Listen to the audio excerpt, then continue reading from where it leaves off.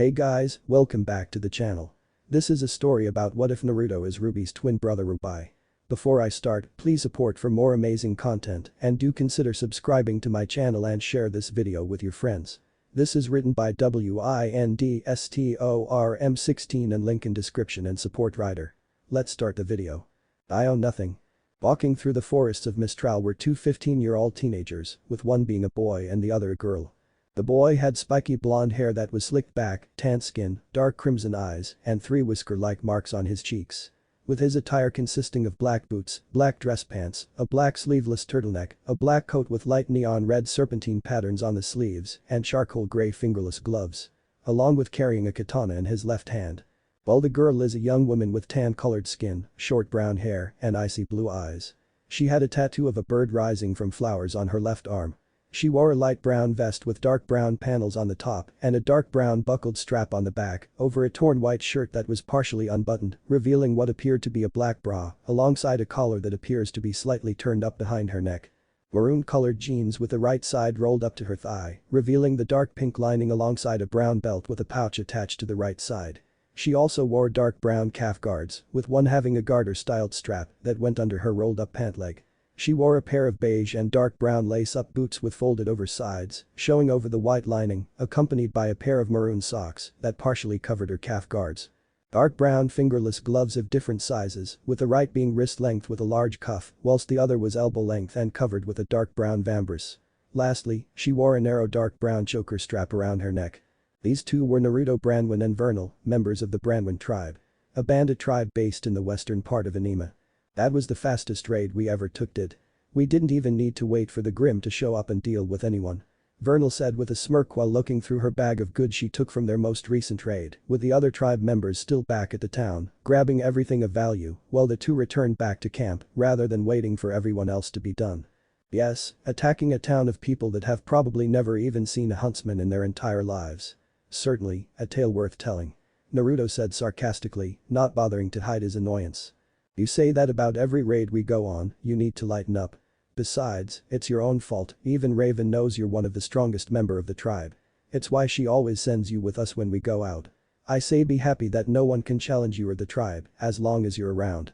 Stated Vernal, since everyone in the tribe knew that Naruto's already one of their strongest members, with some even thinking he's stronger than his mother. Mostly due to his semblance, which not only allowed him to teleport but also opened portals to anywhere he wanted to go. That combined with his skill with a sword and speed made him a deadly opponent, with most not even seeing him move before they're already dead. It's what made the Branwin tribe much more confident. Knowing they had such a skilled fighter on their side, making them worry less about encountering huntsmen and Grim. With Vernal being confident enough that as long as Naruto is around, then no one could challenge the Branwin tribe. Though Naruto didn't share the rest of his tribe's confidence in them being untouchable. And how can you be so sure? The only people we target are defenseless towns that have no guards, no fighters, no huntsmen. Nothing that could pose a challenge to any of us. How can you be so sure that no one can challenge us when we never encounter anyone that could give us a challenge? Questioned Naruto while glancing at Vernal, making the brunette sigh since this isn't the first time. Look, I get where you're coming from, but it's not your place or mine to question your mother. She knows what's best for the tribe and to avoid drawing any unwanted attention to us. Just relax and give it time, maybe she'll decide to give you the challenge you want so badly. Vernal replied, knowing he's gotten more and more frustrated over time. You say that every time.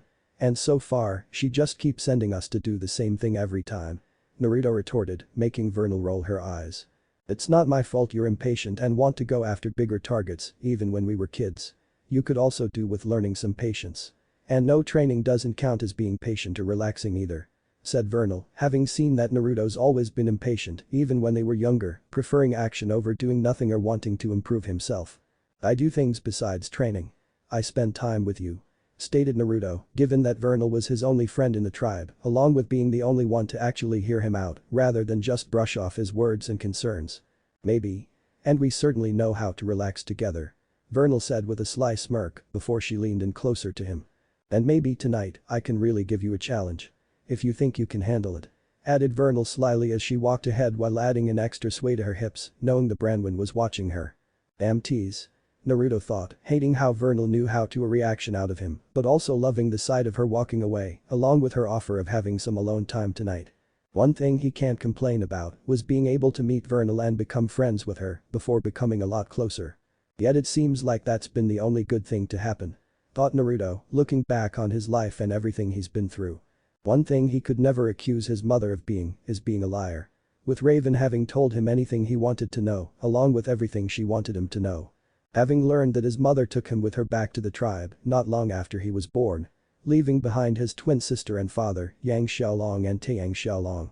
Naruto had been curious as to why his mother only took him and not his sister as well, or took Yang instead, or left both of them behind. Though he never bothered asking.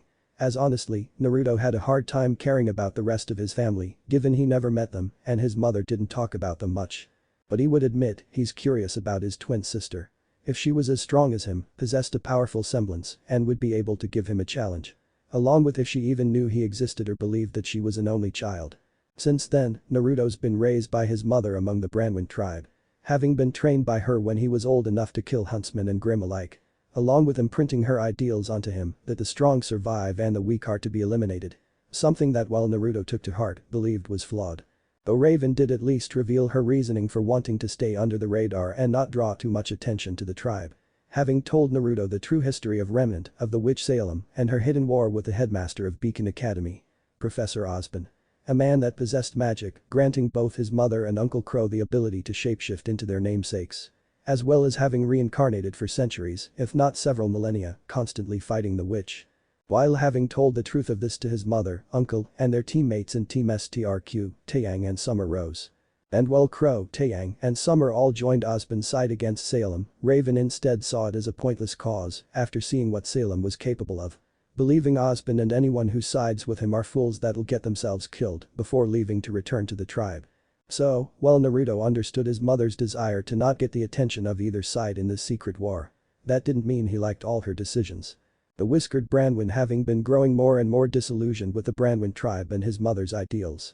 Believing she didn't even live up to them, as how could one be strong if they didn't push themselves to become stronger or seek out opponents that could challenge them? How can they decide who's weak when they only go after those weaker than them?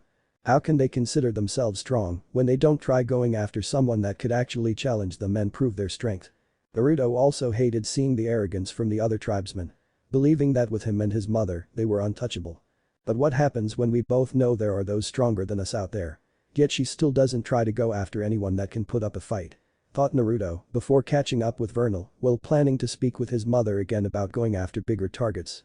Later.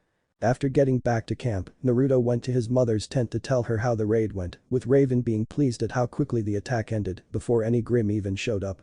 Raven had long jet black hair tied by a red bandana and loosely done up in a ponytail with the ends resembling curved black feathers, along with the same dark crimson eyes as her son, while still possessing a youthful appearance with slight age lines.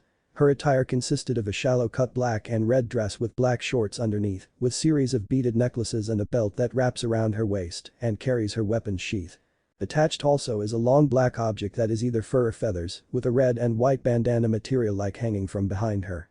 Her forearms bear red armored gauntlets that protrude outwards and solid black gloves. She wore black mid-thigh-high leggings and black heels with red soles.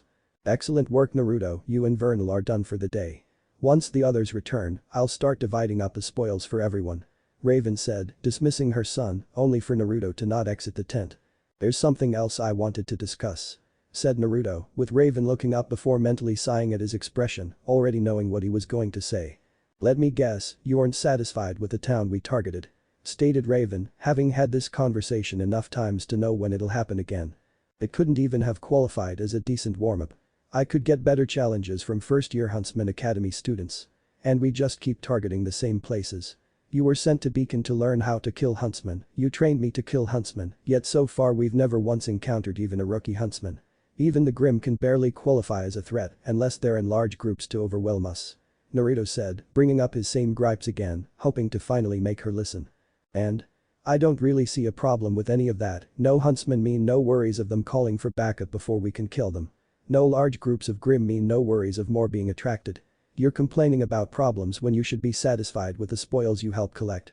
Raven said, not understanding her son's desire to invite trouble when they've been doing perfectly fine for years now, even better with him around to help.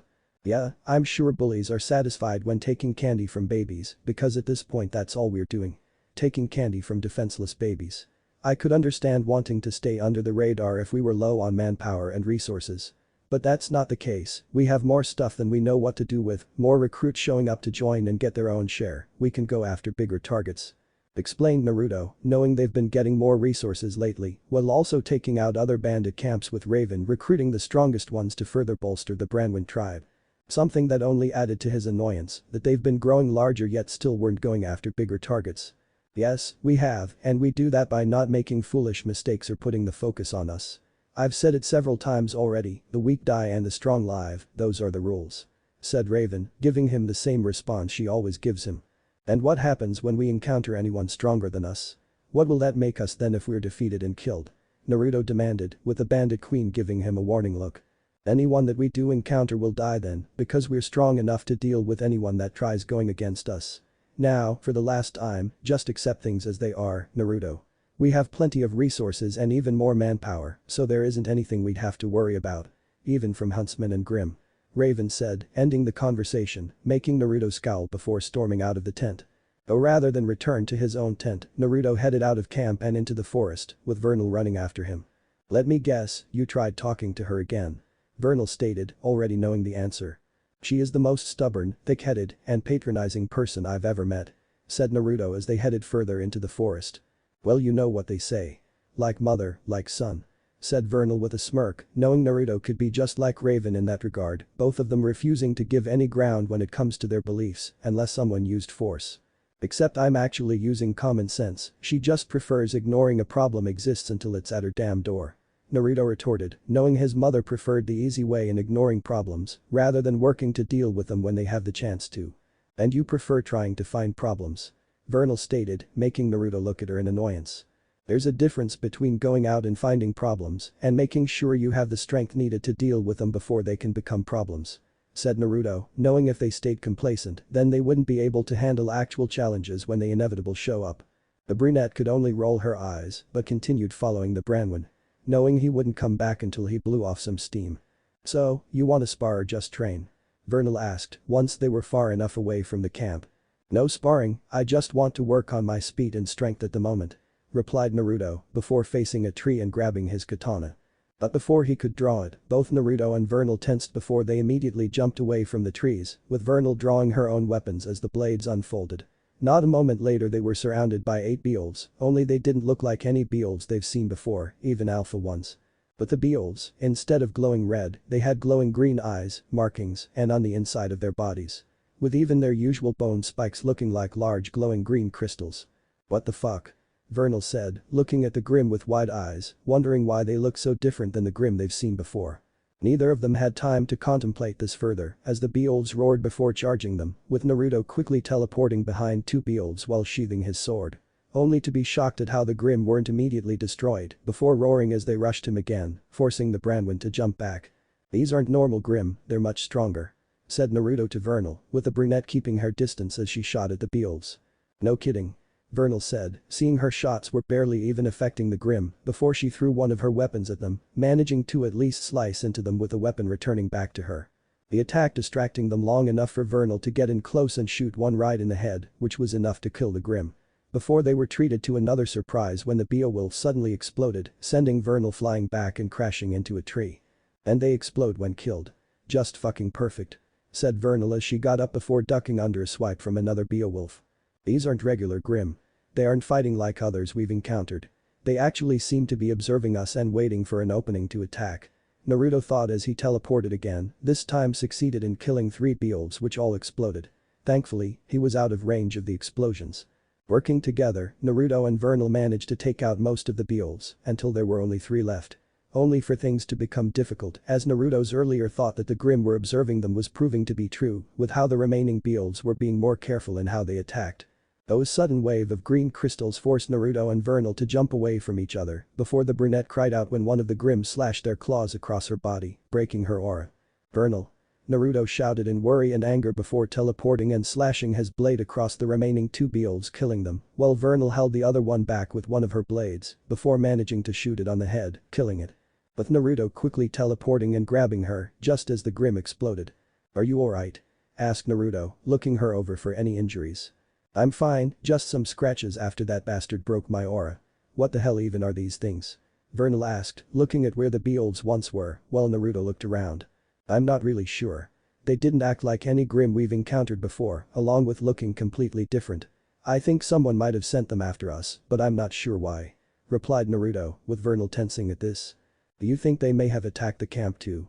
Questioned Vernal, not sure if more of these grim had attacked the rest of the tribe. I'm not sure, let's get back, and Naruto said, only to cry out when a mutated creep charged out of the trees and slammed right into him, throwing the Branwin into a tree. Nah, yelled Vernal, only to gasp in pain when another creep charged out of the trees, but rather than knock her away, it impaled its horn right through her chest. No. Naruto shouted in shock and horror at the sight before the creep roared and threw Vernal's body off its horn, sending her crashing into the ground. The sight angering Naruto as he glared at the grim before grabbing his sword and teleporting behind them, cutting their heads off. Only to grunt in pain when more mutated beholds arrived, with one swiping its claws at him, sending the whiskered Branwin crashing into a tree. With Naruto getting up and glaring at the grim as he began teleporting around them, slashing and killing as many of them as could. But more grim kept appearing, leaving him with less room to move around and making Naruto take more attacks. Until one of the beholds managed to grab hold of Naruto and slam him into the ground, the impact being strong enough to shatter Naruto's aura. Though he refused to give up before raising his sword to block another strike from the grim. Only for his eyes to widen when the attack shattered his katana into pieces. Believing they were going to kill him, Naruto braced himself for the inevitable pain, only for the Beowulf to grab him by his head and slam it into the ground.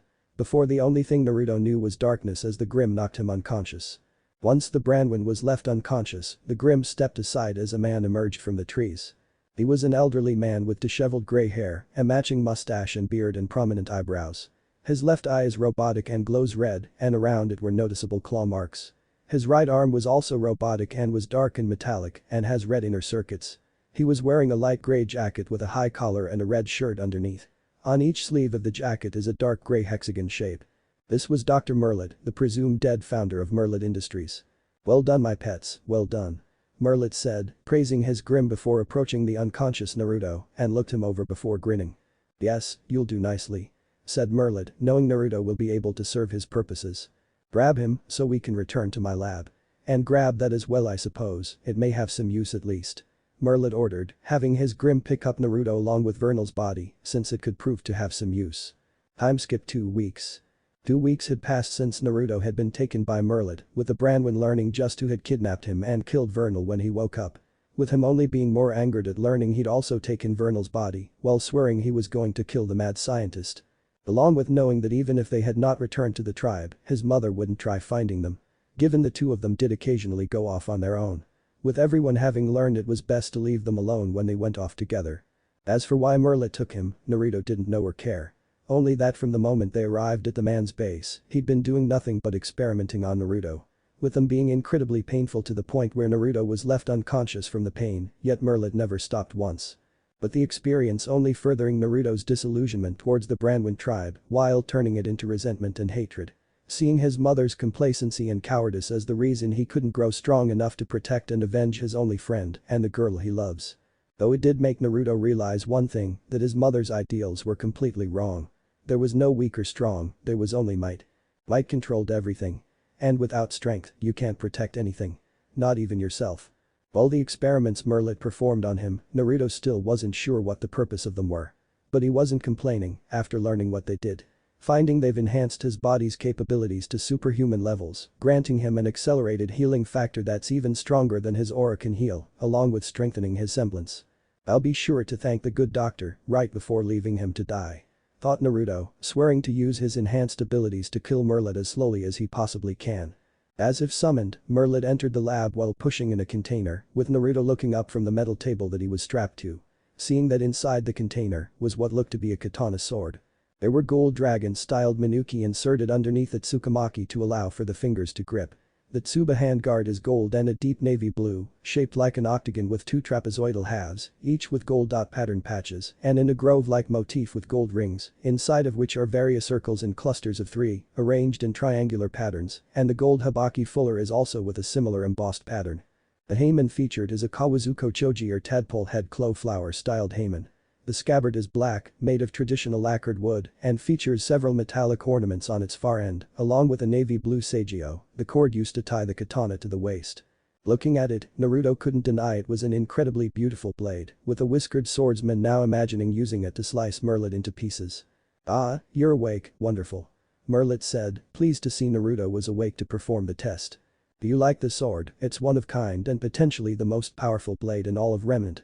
It was forged hundreds of years ago, using ancient forging techniques to imbue in the blade with numerous types of dust, not only make it far stronger than any other sword at the time, but increasing its cutting power.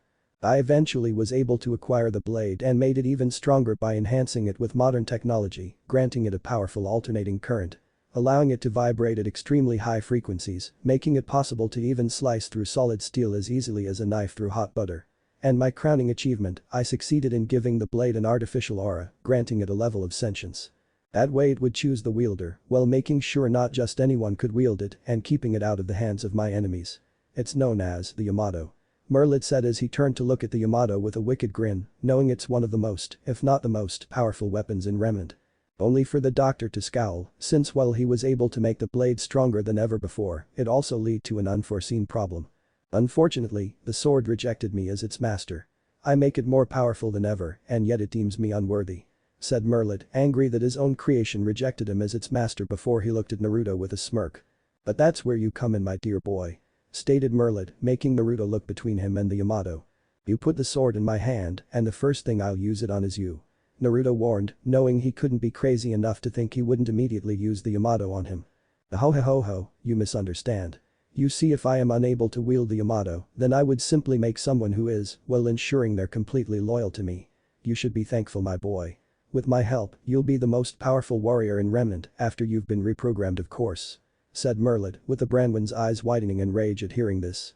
"You killed Vernal, used me like your personal lab rat, and now you think you can turn me into your puppet?" Naruto shouted, struggling against his restraints, swearing he was going to kill Merlit right now. "I don't think anything, my boy, I know you'll be my puppet and do exactly what I say," Merlit stated with a smirk before he suddenly heard a rattling noise. Looking to the source of the sound, Merlit's eyes widened at seeing the Yamato vibrating inside its container and surrounded by a dark blue aura. That shouldn't be happening," said Merlit, stepping back before diving down when the Yamato suddenly burst out of its container and flew right into Naruto's hand. The teen gasping as he felt a connection begin forming between him and the sword. "Power. Give me more power." Hearing the voice echo in his mind, Naruto looked at Yamato as it pulsed, making him believe that must have been the sword. "You want power? Then let me show you mine," Naruto said as he felt his strength growing as he held the sword before he broke free of his restraints. The sight making Merlit pale before he quickly rushed for the exit to sound the alarm, only to scream in pain when Naruto teleported in front of him, slicing off his left arm. Followed by his robotic right arm, then cutting his legs off at the knees, before swinging his sword down on his left eye. The mad scientist screaming in agony at the loss of his limbs and his remaining eye, while Naruto stood over him, panting slightly with his dark blue aura flared around him. "You don't get to die yet. You don't get to die until I destroy everything you hold dear and make you watch as your entire world is burned to ash. Once you have nothing left, once I've taken away everything from you, then you'll have my permission to die. Until then, you get to live knowing what you created," said Naruto before stomping on Merlit's head, knocking the scientist out before he exited the room. Though rather than immediately leave, Naruto searched through the entire complex, cutting down Grim and robots that got in his way, until he found where Merlit was keeping Vernal's body. The sight of her body angering and saddening Naruto as he gripped Yamato tightly. The blade humming in response to his anger. Drawing his sword, Naruto swung it horizontally and vertically in the air, opening up a large portal in front of him.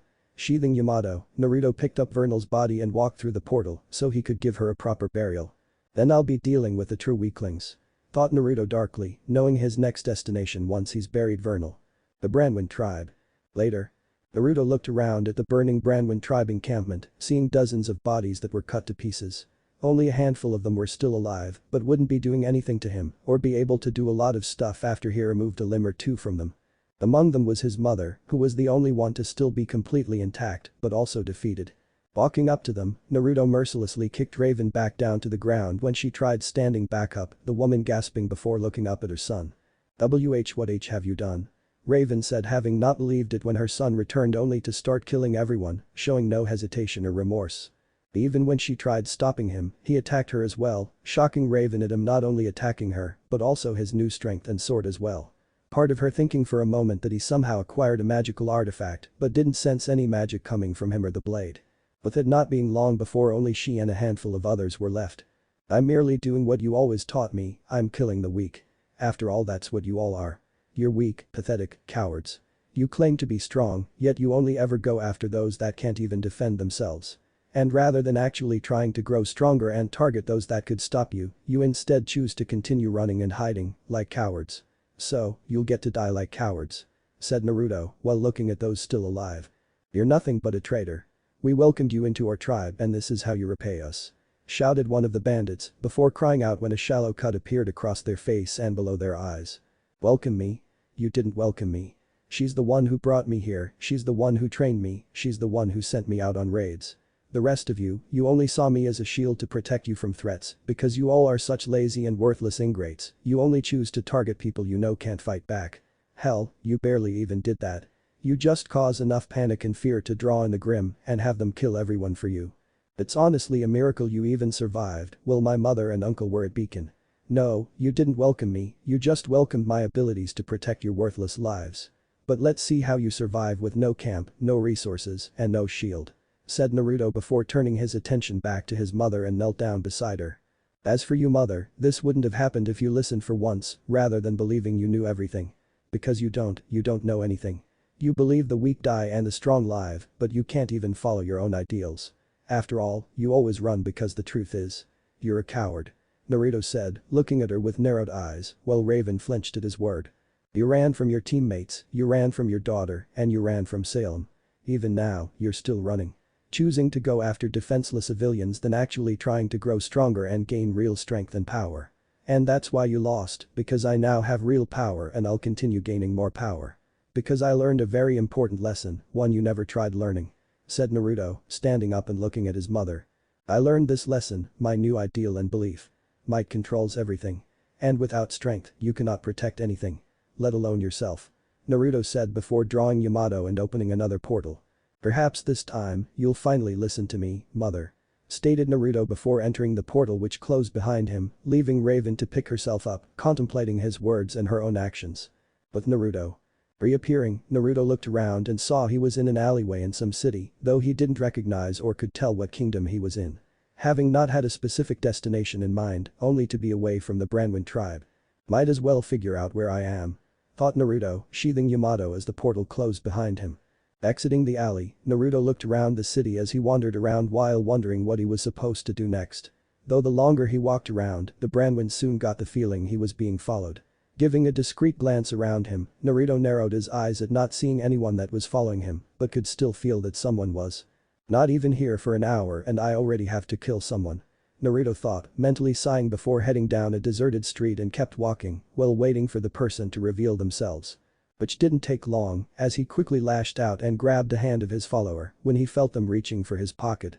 Naruto looking at who was trying to steal from him, only to raise a brow at who he saw. It was a young woman, possibly his age or even a year older, with medium brown skin and dark red eyes. Her hair is a light mint green with a straight fringe and bangs well tied into a low-hanging ponytail. Her attire consisted of a short olive-colored crop top and she wore brown chaps which were torn and a matching belt. Beneath her chaps, she wore dark green pants and plain dark brown flat shoes. She also wore white half gloves. She also was noticeably thin, showing she likely hasn't eaten in a while. Explaining she was trying to steal from him. "If you value your life, I wouldn't do that," Naruto stated when the girl tried reaching for her weapon holster before she froze at his threat and quickly removed her hand. I'm sorry I didn't," the girl stuttered. "Didn't what? Intend to steal from me? I think we both know that's lie. How were you following me without being seen?" Naruto demanded, tightening his grip on her wrist, making the girl wince at the pressure. My semblance. It's my semblance I can make mental hallucinations to hide myself or make people give me stuff," the girl said quickly, knowing this guy wasn't one of her usual targets and was really dangerous.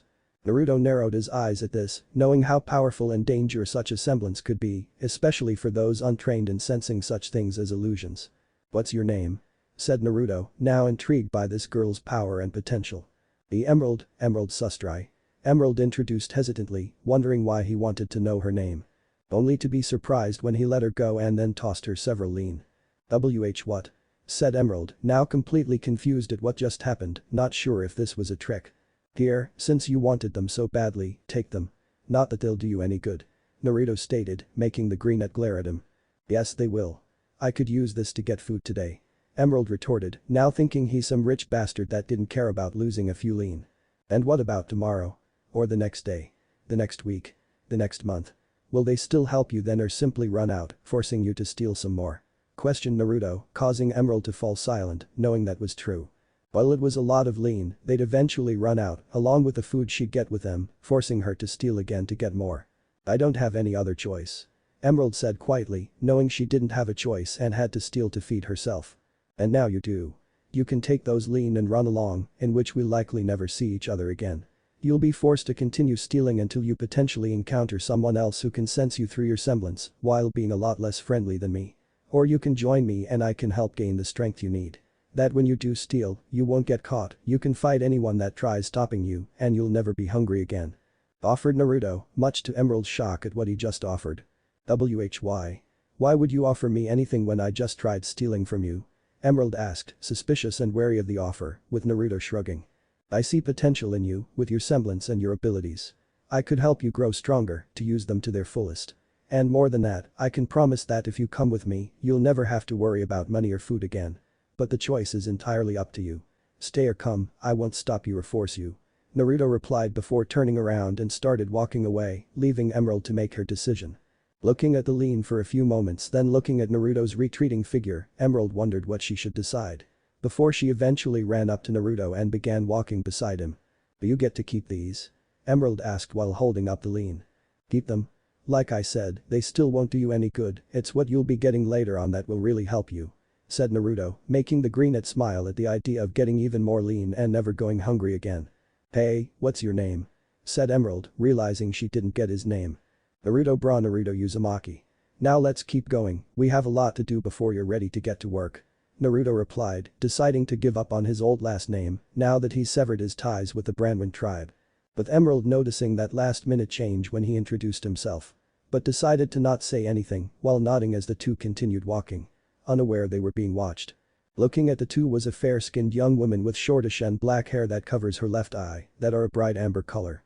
While wearing a dark red mini dress with separated sleeves and is held up by straps tied around her neck in a bow, black shorts underneath, black high heels, and gold hoop earrings. The woman glared at Naruto's retreating figure, angry at him for recruiting Emerald before she got the chance. Having seen the girl's semblance in action and knew it'd be useful for her plans. Knowing that with her horrible lot in life, she would have been able to easily gain Emerald's loyalty and admiration for saving her from a life of poverty and giving her a purpose. Only for that to now be ruined. You'll regret getting in my way. Thought the woman, swearing to kill Naruto, both as payback for interfering in her plans and to see if she could still recruit Emerald. She just had to wait for her moment to strike and deal with him. You're getting faster. Naruto stated while watching as Emerald finished her exercises for the day. 3 weeks have passed since he first encountered Emerald and began training her. Having the greenette focusing mostly on her physical capabilities and her semblance. Naruto having had her start on completing an obstacle course he set up for her. Which he'd change every day, so she'd have to think of new ways to solve it. Along with setting up targets along the way, which she'd need to instantly react to or she'll get hit and have to start over. After Naruto changed the obstacle course again, along with adding new problems, targets, and obstacles to it. Both to further keep Emerald on her toes and encourage her to not mess up. He also set up a daily training regimen for her, which the whiskered blonde felt would suit her fighting style, weapons, and semblance. With the main focus being observing her opponents and waiting for them to make a move before reacting. Along with dodging and remaining out of their reach. As for her semblance, they'd go back into the city where Naruto would have her target people and cast minor hallucinations of them. Having her start out casting small illusions on multiple people, both to increase the number of people she can target. And also making sure she kept moving, having learned she needed to stay still or move slowly to focus on conjuring hallucinations. Something Naruto knew she'd need to overcome, as it'd be a liability if she remained in one spot or couldn't dodge attacks fast enough. But the girl having made good progress in her physical capabilities and the number of people she can use her semblance on. As well as being able to start creating illusions while still moving. Thanks, does that mean we could start taking things slower? Emerald asked in between pants, since she had to run through the obstacle course 5 times already when Naruto really upped the difficulty of it, along with the number of targets. No. I said I'd make you strong and I'm going to, but I'm not going to pull my punches either, since enemies or Grim wouldn't do the same. Besides, I'm taking it surprisingly easy on you, compared to when I was trained. replied Naruto, having begun training Emerald based on how his mother trained him, only dialing it back slightly.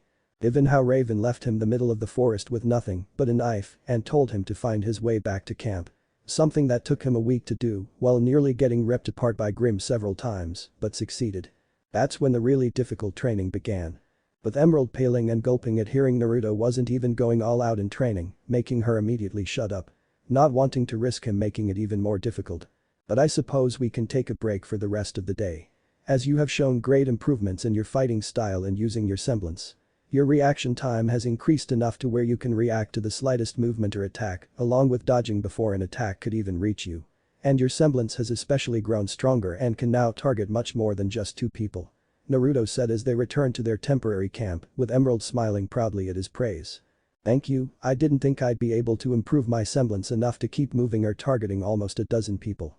Replied Emerald, now being able to target 7 people at once, while going up to 9 if she's standing still and focusing. You simply have the determination and motivation to improve yourself. Though don't get cocky just because you've improved in the past few weeks. You still have a long way to go before you're ready to face bigger threats. Warned Naruto, not wanting her to become arrogant in her abilities and get in over her head. I know and I want. Though wouldn't it help to also start using my guns more often? Emerald asked, given that Naruto's also had her using the sickle and Kusarigama modes of Thief's Respite while not having her use the gun modes at all during training. No, because guns are too loud, bulky, and waste time in reloading them. As well as being unreliable if they break or end up getting jammed. And it requires no actual skill, merely pointing at a target and shooting, so it wouldn't be good to become reliant on them. While a sickle and Kusarigama need talent and patience to fully master them, rather than just swinging them around, where you'd be more liable to poke your eye out. Lastly, firearms are a coward's tool, used by those too afraid to get in close to an opponent and choose to instead keep their distance and stay safe. Said Naruto, not hiding his distaste for firearms. You really don't like guns, do you?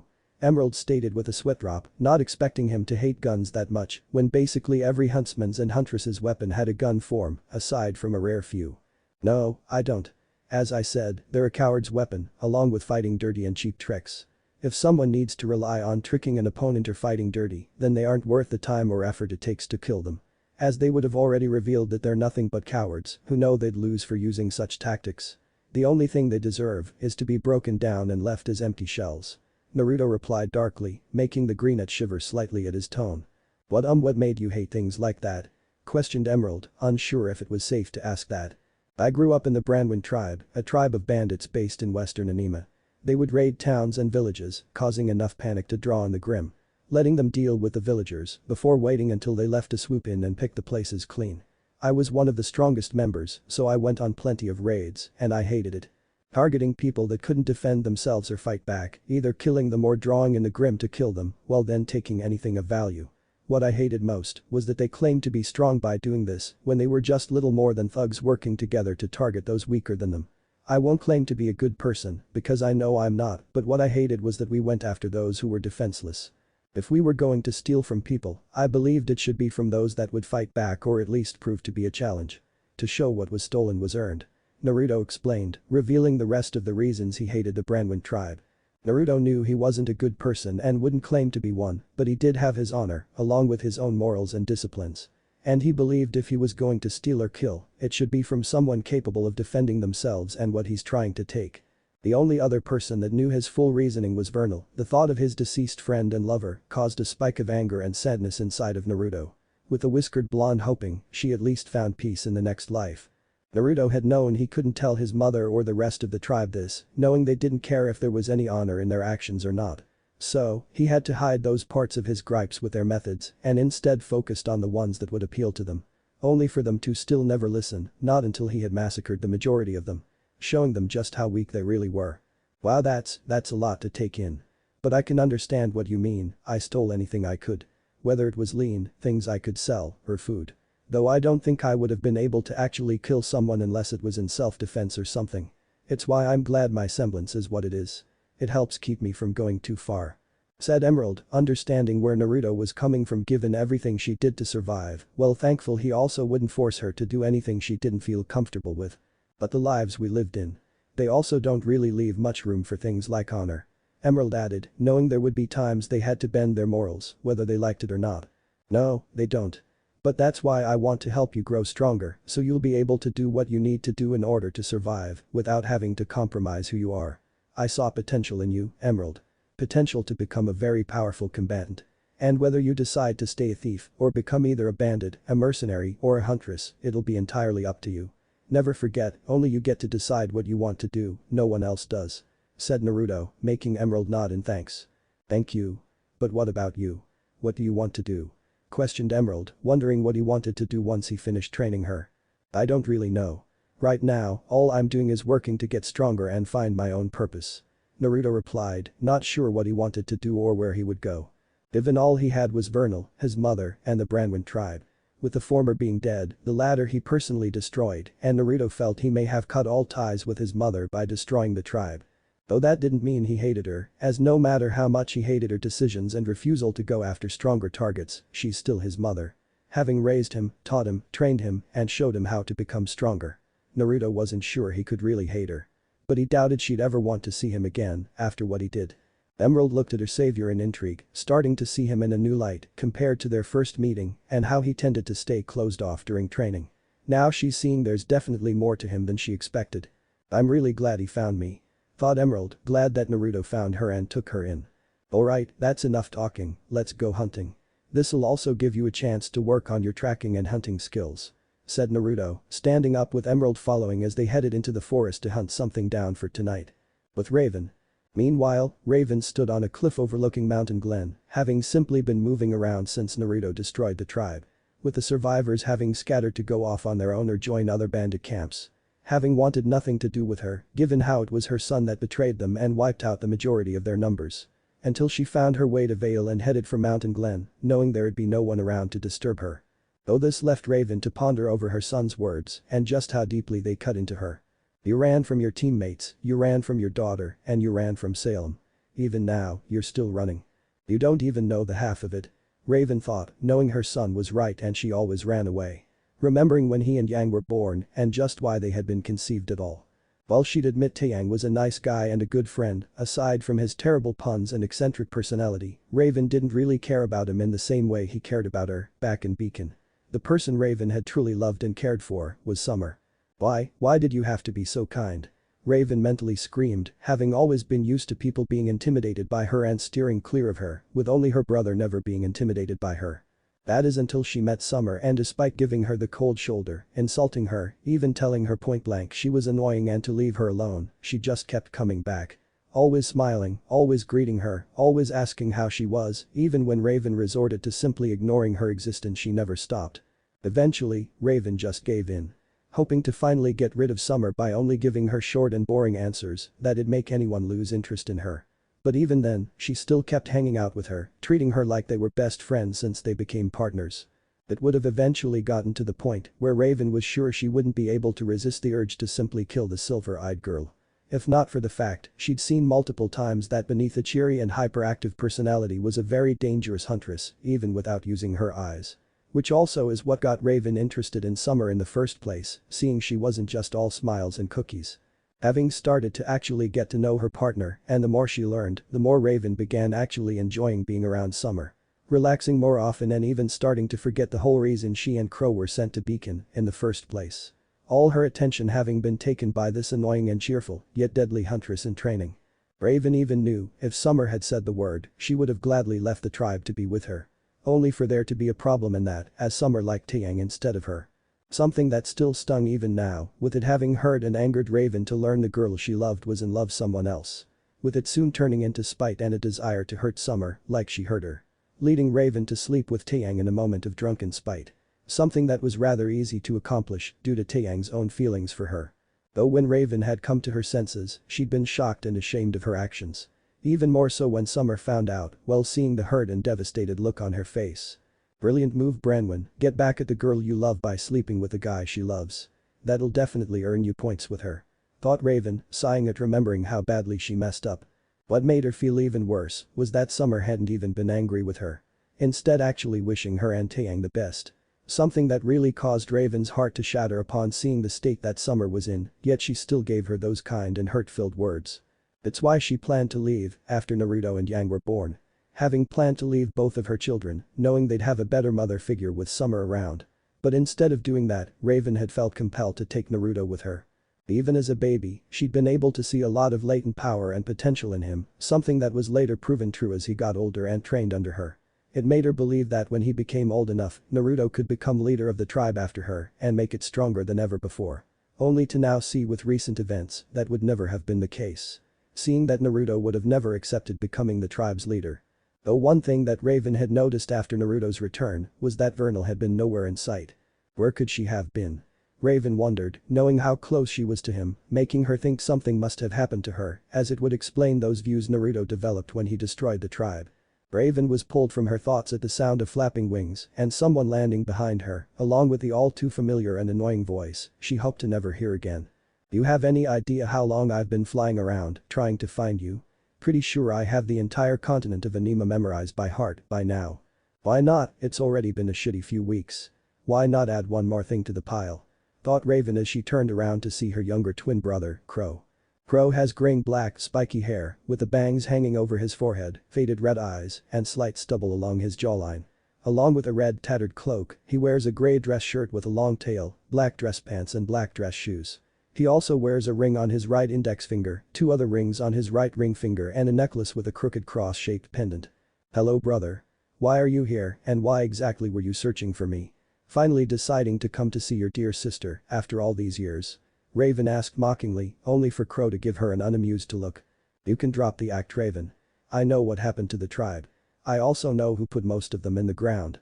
Said Crow, much to Raven's shock that how he knew, along with flinching at recalling how it was destroyed. Oh, I didn't think you'd care enough to stay informed about a group of killers and thieves to know when they wiped out. Retorted Raven, making her brother sigh at seeing she's still the same. Just because I left to join Ozpin and so I didn't have to just be a bandit attacking those that couldn't defend themselves, doesn't mean I don't care. We are still family after all, despite what you and the others may think. Crow said, since even with their differences, he did care about his sister and nephew. And I did warn you Raven, I told you that eventually, someone wasn't going to keep buying what you were selling. Eventually, someone was going to come along and take the tribe down. Added Crow, having known that something like this would have happened eventually, which also helped his decision in not going back. Having wanted to finally do some good for once in helping fight against Salem, and so he didn't get dragged down with the rest of the tribe. Yeah, you did. And the gods just had to make that person my own son. Raven muttered, seeing the irony in that she helped raise and train the person who destroyed the tribe. Even worse that it was her own son as well. You could come back to Patch, you know. Yang would love the chance to finally meet her mother, and I'm sure that Ruby would be ecstatic to meet her stepmother. Crow said, knowing that Yang's been wanting to meet Raven since she first learned about her birth mother, and Ruby would love the chance to meet her own mother's partner.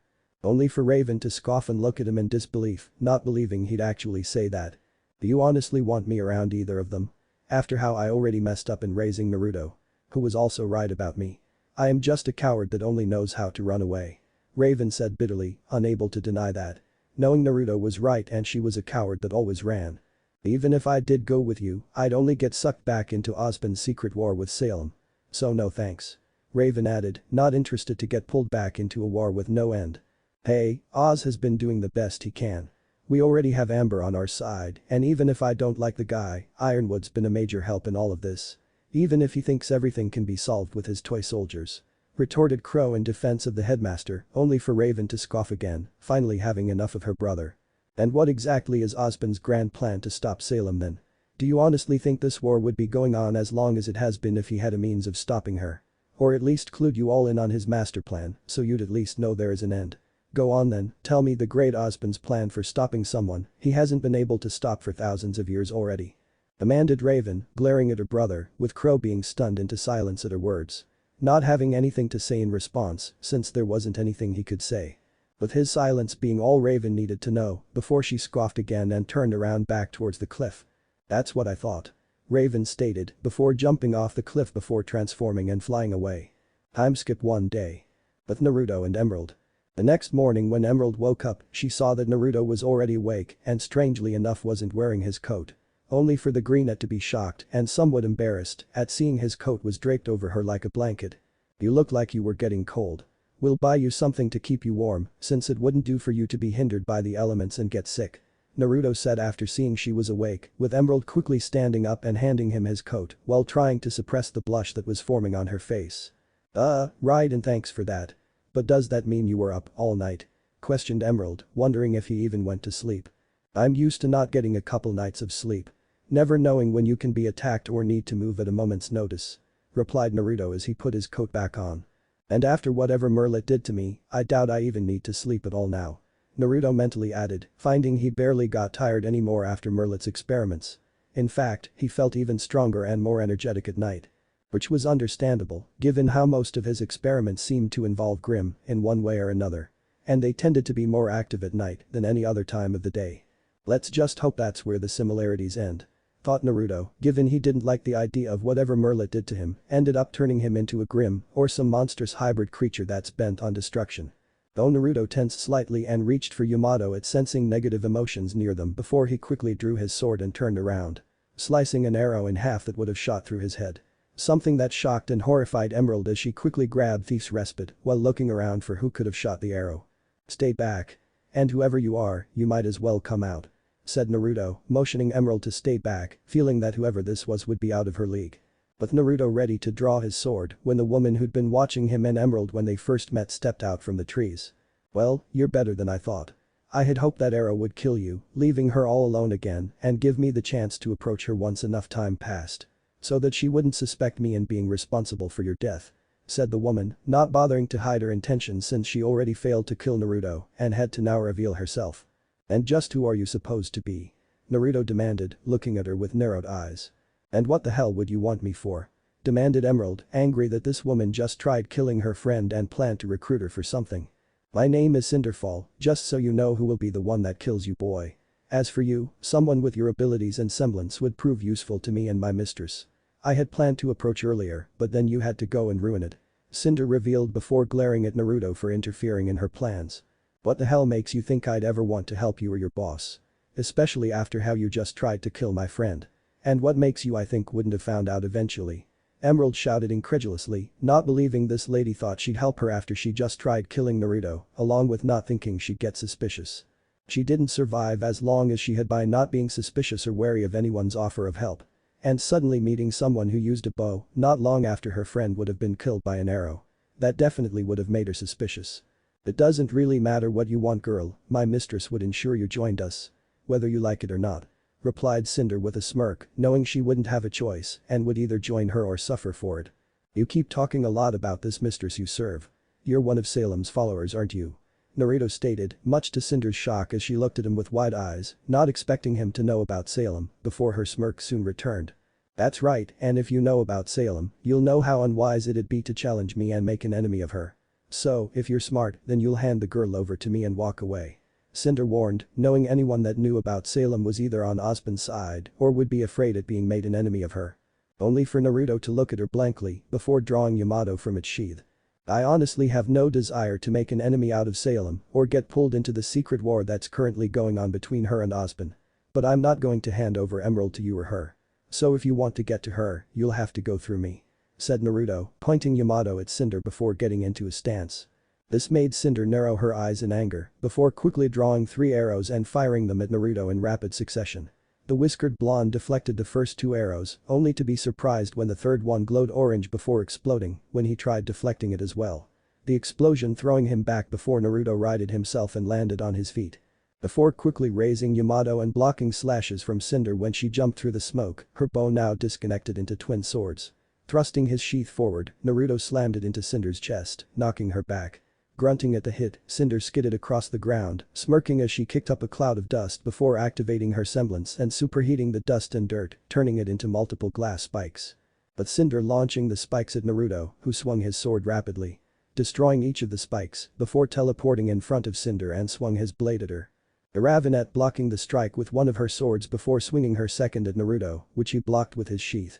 Cinder smirked again as she quickly stepped back from Naruto before backflipping to kick him in the face, only to be surprised when Naruto leaned back dodging her kicking. Before gasping when he slammed his foot into her stomach, sending Cinder crashing into a tree. Glaring at the blonde, Cinder grabbed 2 handfuls of dirt before throwing it into the air. Superheating it into glass spikes, which she launched at Naruto again. the whiskered blonde backing away as he destroyed the spikes or dodging ones that got too close. This giving Cinder an opening as she reformed her bow before jumping into the air, firing 3 arrows around Naruto. With the arrows soon exploding around him, while the remaining glass spikes flew through the smoke. Before Naruto jumped out with his aura flaring around him from the explosion and the glass shards hitting him. Her semblance seems to let her superheat objects and manipulate their shape into whatever she wants, turning the dirt and dust into glass, while seemingly charging her arrows to cause them to explode or causing explosions wherever they impact. Thought Naruto, seeing what Cinder's semblance was capable of, before quickly blocking another sword strike when the ravenet got in close to him.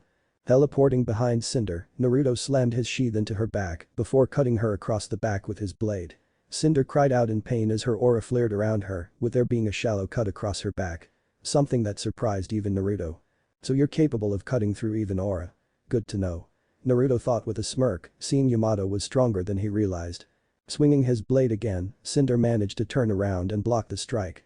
Glaring at Naruto in anger before she was kicked back. The woman was sent skidding across the ground, dragging her hand along and superheating it before raising her hand up. Creating dozens of glass shards, which she moved around and launched at Naruto from every direction. Seeing this, Naruto sheathed Yamato for a moment before taking a deep breath, with a whiskered blonde then immediately drawing his blade and began swinging it around him. Shattering every single glass spike launched at him, moving faster and faster with each one destroyed until he had destroyed every single one. Before he then sliced another arrow in half from Cinder as she kept her distance and began firing multiple arrows at Naruto. But the swordsman cutting each arrow apart before teleporting in front of Cinder and swung his sword at her. Only for Cinder to now be ready for his teleportation as she jumped into the air and flipped behind him, firing 3 arrows at once at Naruto's back. With Naruto spinning around the arrows, knowing they'd explode if he hit them, only to grunt as they exploded in midair. Throwing him back into a tree. Brushing off the explosions, Naruto bent back to avoid a slash from Cinder's swords. Stabbing Yamato up and through one of the handles, Naruto twisted his blade, rotating Cinder's own, making her lose her grip on her sword. Picking her back before she could try recovering her sword, Naruto grabbed her blade and stabbed it into the ground before rushing her swinging well his sword at her, with Cinder blocking it with her remaining blade. The ravenet grabbing hold of Yamato when they locked blades and tried melting it, only to be shocked when the blade didn't melt. Before crying out when Naruto slashed it across her hand, leaving a deep cut. Jumping back to avoid getting hit again, Cinder kicked up a large amount of dust and turning it into dozens of glass shards, which she immediately launched at Naruto. The woman constantly kicking up more dust and turning it into more spikes, which she launched. Watching as Naruto focused on destroying the spikes before she subtly pulled out a few dust crystals and superheated them. Creating another batch of glass spikes, Cinder heated them further until they glowed red. Before launching them, along with the dust crystals, towards Naruto. With a whiskered blonde destroying the spikes until he noticed the dust crystals among them. Making his eyes widen just as the crystals exploded around him. Taking the chance, Cinder jumped over to her discarded sword and quickly grabbed it and attached the blades together and notched an arrow, ready to send it flying into Naruto's head. Though the moment she turned around, her eyes to widen at seeing him standing right in front of her. Before crying out in pain when he swung Yamato, leaving a large gash across her arm, making her drop her bow and arrow. With Naruto then sliding back and sheathing Yamato with an audible click, causing a black and blue distortion to ripple out towards Cinder. Leaving a visible slash on the ground before it hit the ravenet. Cinder screamed in pain as she was surrounded by a distortion that was slicing into her dozens of times, with her aura shattering the moment it hit her. After a few moments, the distortion vanished. Leaving Cinder to hit the ground, barely able to move from the multiple slashes across her body. With Naruto approaching her, while Emerald stepped out from behind a tree, having hidden when the fighting started to avoid getting in Naruto's way or being targeted by Cinder to get to him. Grabbing her by her neck, Naruto forced Cinder up onto her knees, while grabbing her bow and separating it into the swords, with him holding one up to her throat. Now then, you're going to tell me what exactly Salem's plan is and why you were after Emerald. Naruto said, only for Cinder to glare at him in defiance. You'll regret this, if you kill me, then you'll be enemies of Salem and she won't stop until you're dead. Retorted Cinder, with Naruto looking at her blankly, since that isn't surprising. We're probably already enemies of Salem when you pulled us into fighting you. Just because you were angry and petty that I got to Emerald first, but I don't think you even care about that. Let me guess, you're used to getting your way in everything you want and when that doesn't happen. It just really stings, doesn't it? You also seem to have an overinflated sense of self-worth, as I don't think Salem cares for anyone foolish enough to follow her. Stated Naruto, which made Cinder laugh mockingly at him. I'm not like the rest of them, I wasn't just recruited by Salem, I was chosen by her. She chose me to become the one to contain the power of the maidens, all that power is mine. My destiny to take what's mine," revealed Cinder, making the whiskered blonde raise a brow at hearing this. Since if that's true, then it means that whatever Salem's planning is something big. If she's actually chosen someone to become a vessel to contain the power of the maidens, then she must have been scouting recruits to help her go after a maiden to take their power. Thought Naruto, now seeing why Cinder was going to recruit Emerald, but doubted that was the only reason. "Well, if you aren't going to tell us anything else, then you no longer have any use. Emerald, kill her," Naruto said, stepping back, shocking both Emerald and Cinder that he wasn't just going to kill the latter himself. Only for Cinder to soon understand his reasoning, the irony in having her be killed by the person she intended to recruit and use for her own purposes. "You'll," Cinder growled, glaring at Naruto in anger, wanting him to know he'll regret this when Salem comes after them. Only to be silenced when Emerald shot her in the head. "I'm sure Salem's not going to be happy about this," Naruto thought, knowing they likely just went to the top of Salem's list for killing her maiden vessel, while picking up Cinder's weapons and sheathing them at his waist. Not wanting to let such weapons go to waste. "Naruto, who is Salem exactly?" Emerald asked, given that from the way they talked about her, she seemed like someone really powerful and dangerous, yet she's never heard anyone by that name. Only that she seemed to be connected to Beacon's headmaster, Ozpin. Given that he was mentioned as well. "I'll tell you everything I know once we get to Vale. Just know that we're now on Salem's list, so the best thing we can do is keep moving. Once we're done in Vale, we'll then be heading to Patch," said Naruto, opening a portal with Yamato, while also seeing this as a chance to get Thief's Respite and Cinder's own weapon upgraded, along with getting Emerald a new outfit. "Okay.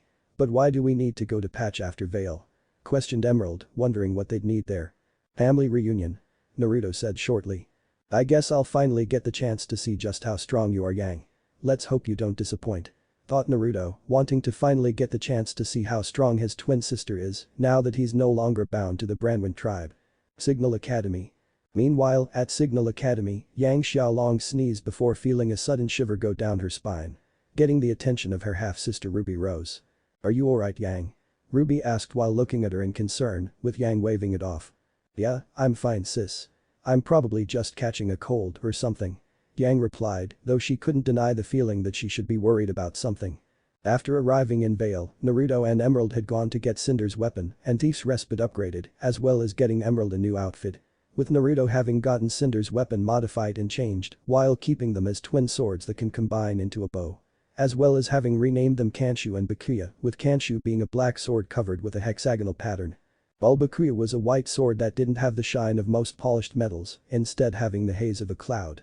In addition to modifying them, Naruto also paid for the swords to have various types of dust infused into them, making them even stronger than they were before. While for arrows, he had several dust arrows and aura-piercing arrows stored away in a pocket dimension, thanks to his semblance. While for Thief's Respite, Emerald didn't have them changed much aside from getting the blades infused with different types of dust as well, along with having the entire weapons painted to be a jungle green color. As for her new attire, Emerald was now wearing a thin intricate white top, with her emblem on the back of a cut gem, and a shallow cut olive-colored crop top that showed off her cleavage. Along with form-fitting white shorts under her now repaired chaps and belt, a 3-ringed metal armband on her left arm, a string of beads on the same arm, olive gloves that only had holes for her middle fingers to go through, and brown high-heeled pumps with several straps. But the girl having also let her hair out of its ponytail, with it being just above her shoulders, while having 2 long locks on either side in the back. After they finished their shopping, the two headed for a hotel and got a room where they could stay for the time being until they head to Patch. With Emerald being in a state of shock, awe and wonderment since they arrived at the hotel, given it's her first time staying in one. "Wow, place is so much bigger than I would have expected," Emerald said, looking around the room in amazement to take in everything. "This is one of the more expensive hotels in Vale, so it'll definitely be more extravagant than regular ones," replied Naruto as he sat down in a large leather chair, having gotten them a room at a fancier and more expensive hotel, with Emerald's semblance helping avoid them getting too many looks. "No kidding, I could get used to places like this," stated Emerald while laying across the couch and stretching out with a content smile on her face, with Naruto unable to resist looking her over. "She's certainly begun filling out more," Naruto thought, seeing that Emerald's been looking much better since he found her, now that she's been able to have regular meals along with her training. While the whiskered blonde would admit that her new clothes definitely made her look really hot and beautiful. Though Naruto soon shook those thoughts away, since he still hasn't moved on from his relationship with Vernal or her death yet. So he didn't want to just jump into a relationship with another girl after just losing her. Now that we've finished most of our business in Vale, I'm sure you want to know about Salem. Stated Naruto, making Emerald sit up and nod. Yeah, who is she exactly? And how exactly is she connected to Beacon's headmaster? Along with those maidens that chick was talking about and how she was supposed to be a vessel for their power. Emerald asked, confused about a lot of things that were mentioned. I'll tell you everything my mother told me, though to get to Salem, the maidens, and Ozpin, I'd need to go back to the beginning. I'm sure you know, but not many people are super religious these days. This world's been around for a long time, long enough that people have created dozens of gods. But from what my mother and her teammates learned from Ozpin, 2 of them are real. Said Naruto, surprising Emerald to hear that 2 gods are real. They were 2 brothers. The older sibling being the god of light, who found joy in creating forces of life. Meanwhile, the younger brother was the god of darkness, who spent his time creating forces of destruction. As you can imagine, they both had pretty different ideas about how things should go. The older one would spend his days creating water, plants, wildlife. And at night, his brother would wake to see all the things that the elder god had made and became disgusted. To counteract his brother's creations, the god of darkness brought drought, fire, famine, all he could do to rid remnant of life. But life always returned. So one night, the younger brother went and made something that shared his innate desire to destroy anything and everything. Naruto explained, with a grin at realizing what the god of darkness created. The creatures of Grimm. Stated Emerald, given they've been around as long as anyone can remember and always seek to destroy and kill, with Naruto nodding in response. That's right, the god of darkness created the Grimm to destroy his brother's creations. The older brother finally had enough. Knowing that their feud couldn't last like this forever, he proposed that they make one final creation together. Something that they could both be proud of, their masterpiece. The younger brother agreed, since this last great creation would be given the power to both create and destroy. It would also be given the gift of knowledge so that it could learn about itself and the world around it. And most importantly, it would be given the power to choose, to have free will to take everything it had learned and decide which path to follow. The path of light or the path of darkness. And that is how humanity came to be. Said Naruto while taking a breath before he continued. But that's not the end. The 4 gifts the brothers gave to humanity, creation, destruction, knowledge, and choice, they aren't just gifts they gave humanity. They're physical objects, relics that were left behind and hidden away. Care to guess where they are? Naruto said while looking at Emerald, who was shocked at everything she's already heard, before she began thinking about the relics and where they could be hidden. The academies, the huntsman academies in the 4 kingdoms. Emerald said, realizing where the relics were being kept, with Naruto nodding pleased that she figured it out. Correct. The academies were founded to train new generations of huntsmen to combat the Grimm, but that's not their only purpose. They were built to act as fortresses around the relics, while the students, teachers, and headmasters were the protectors. All to keep mankind from using the relics against themselves, and more importantly, keeping them out of Salem's reach. Beacon holds the relic of choice, Haven the relic of knowledge, Atlas the relic of creation, and Shade the relic of destruction. All 4 of them locked away in vaults under the academies. Said Naruto, making Emerald lean forward slightly at all this information he's been telling her. Unfortunately, my mother doesn't know a lot about Salem, only that she's been around longer than any one person has been. Fighting against Ozpin and his allies. What is known is that she's powerful and controls the Grimm. Naruto revealed, with a grin at once again being shocked. She controls the Grimm. But how? Wouldn't they only obey the god of darkness, their creator? And if she's been around for centuries or millennia and Ozpin's been fighting her, does that mean they're immortal? Questioned Emerald, only to fall silent when Naruto held up a hand. I'm getting to that. As for being immortal, I don't know about Salem or how she's still alive. But for Ozpin, he has a form of immortality. He can still die, but his soul doesn't move on. He claims that he was cursed by the gods for not originally stopping Salem the first time. Leaving him to reincarnate every time he dies, his soul moving on to and eventually merging with different hosts. That's why Ozpin was seen as a prodigy and the youngest headmaster, because he has thousands of years' worth of experience. Said Naruto, while the gears began moving in Emerald's head. The academies, he's the one who really built them, or at least a past version of him, and was the one who put the relics there. Emerald stated, with the swordsman nodding in response. Yes, he's the one who built the Huntsman Academies, as one of his past lives was the King of Vale. Having placed his most trusted followers in charge of the schools to protect the relics. Naruto replied, Emerald leaned back to process all this information.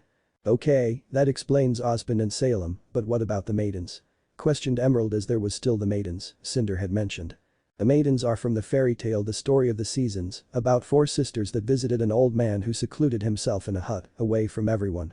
The short version is that each sister visited the old man to help bring him outside to embrace the world and living once more.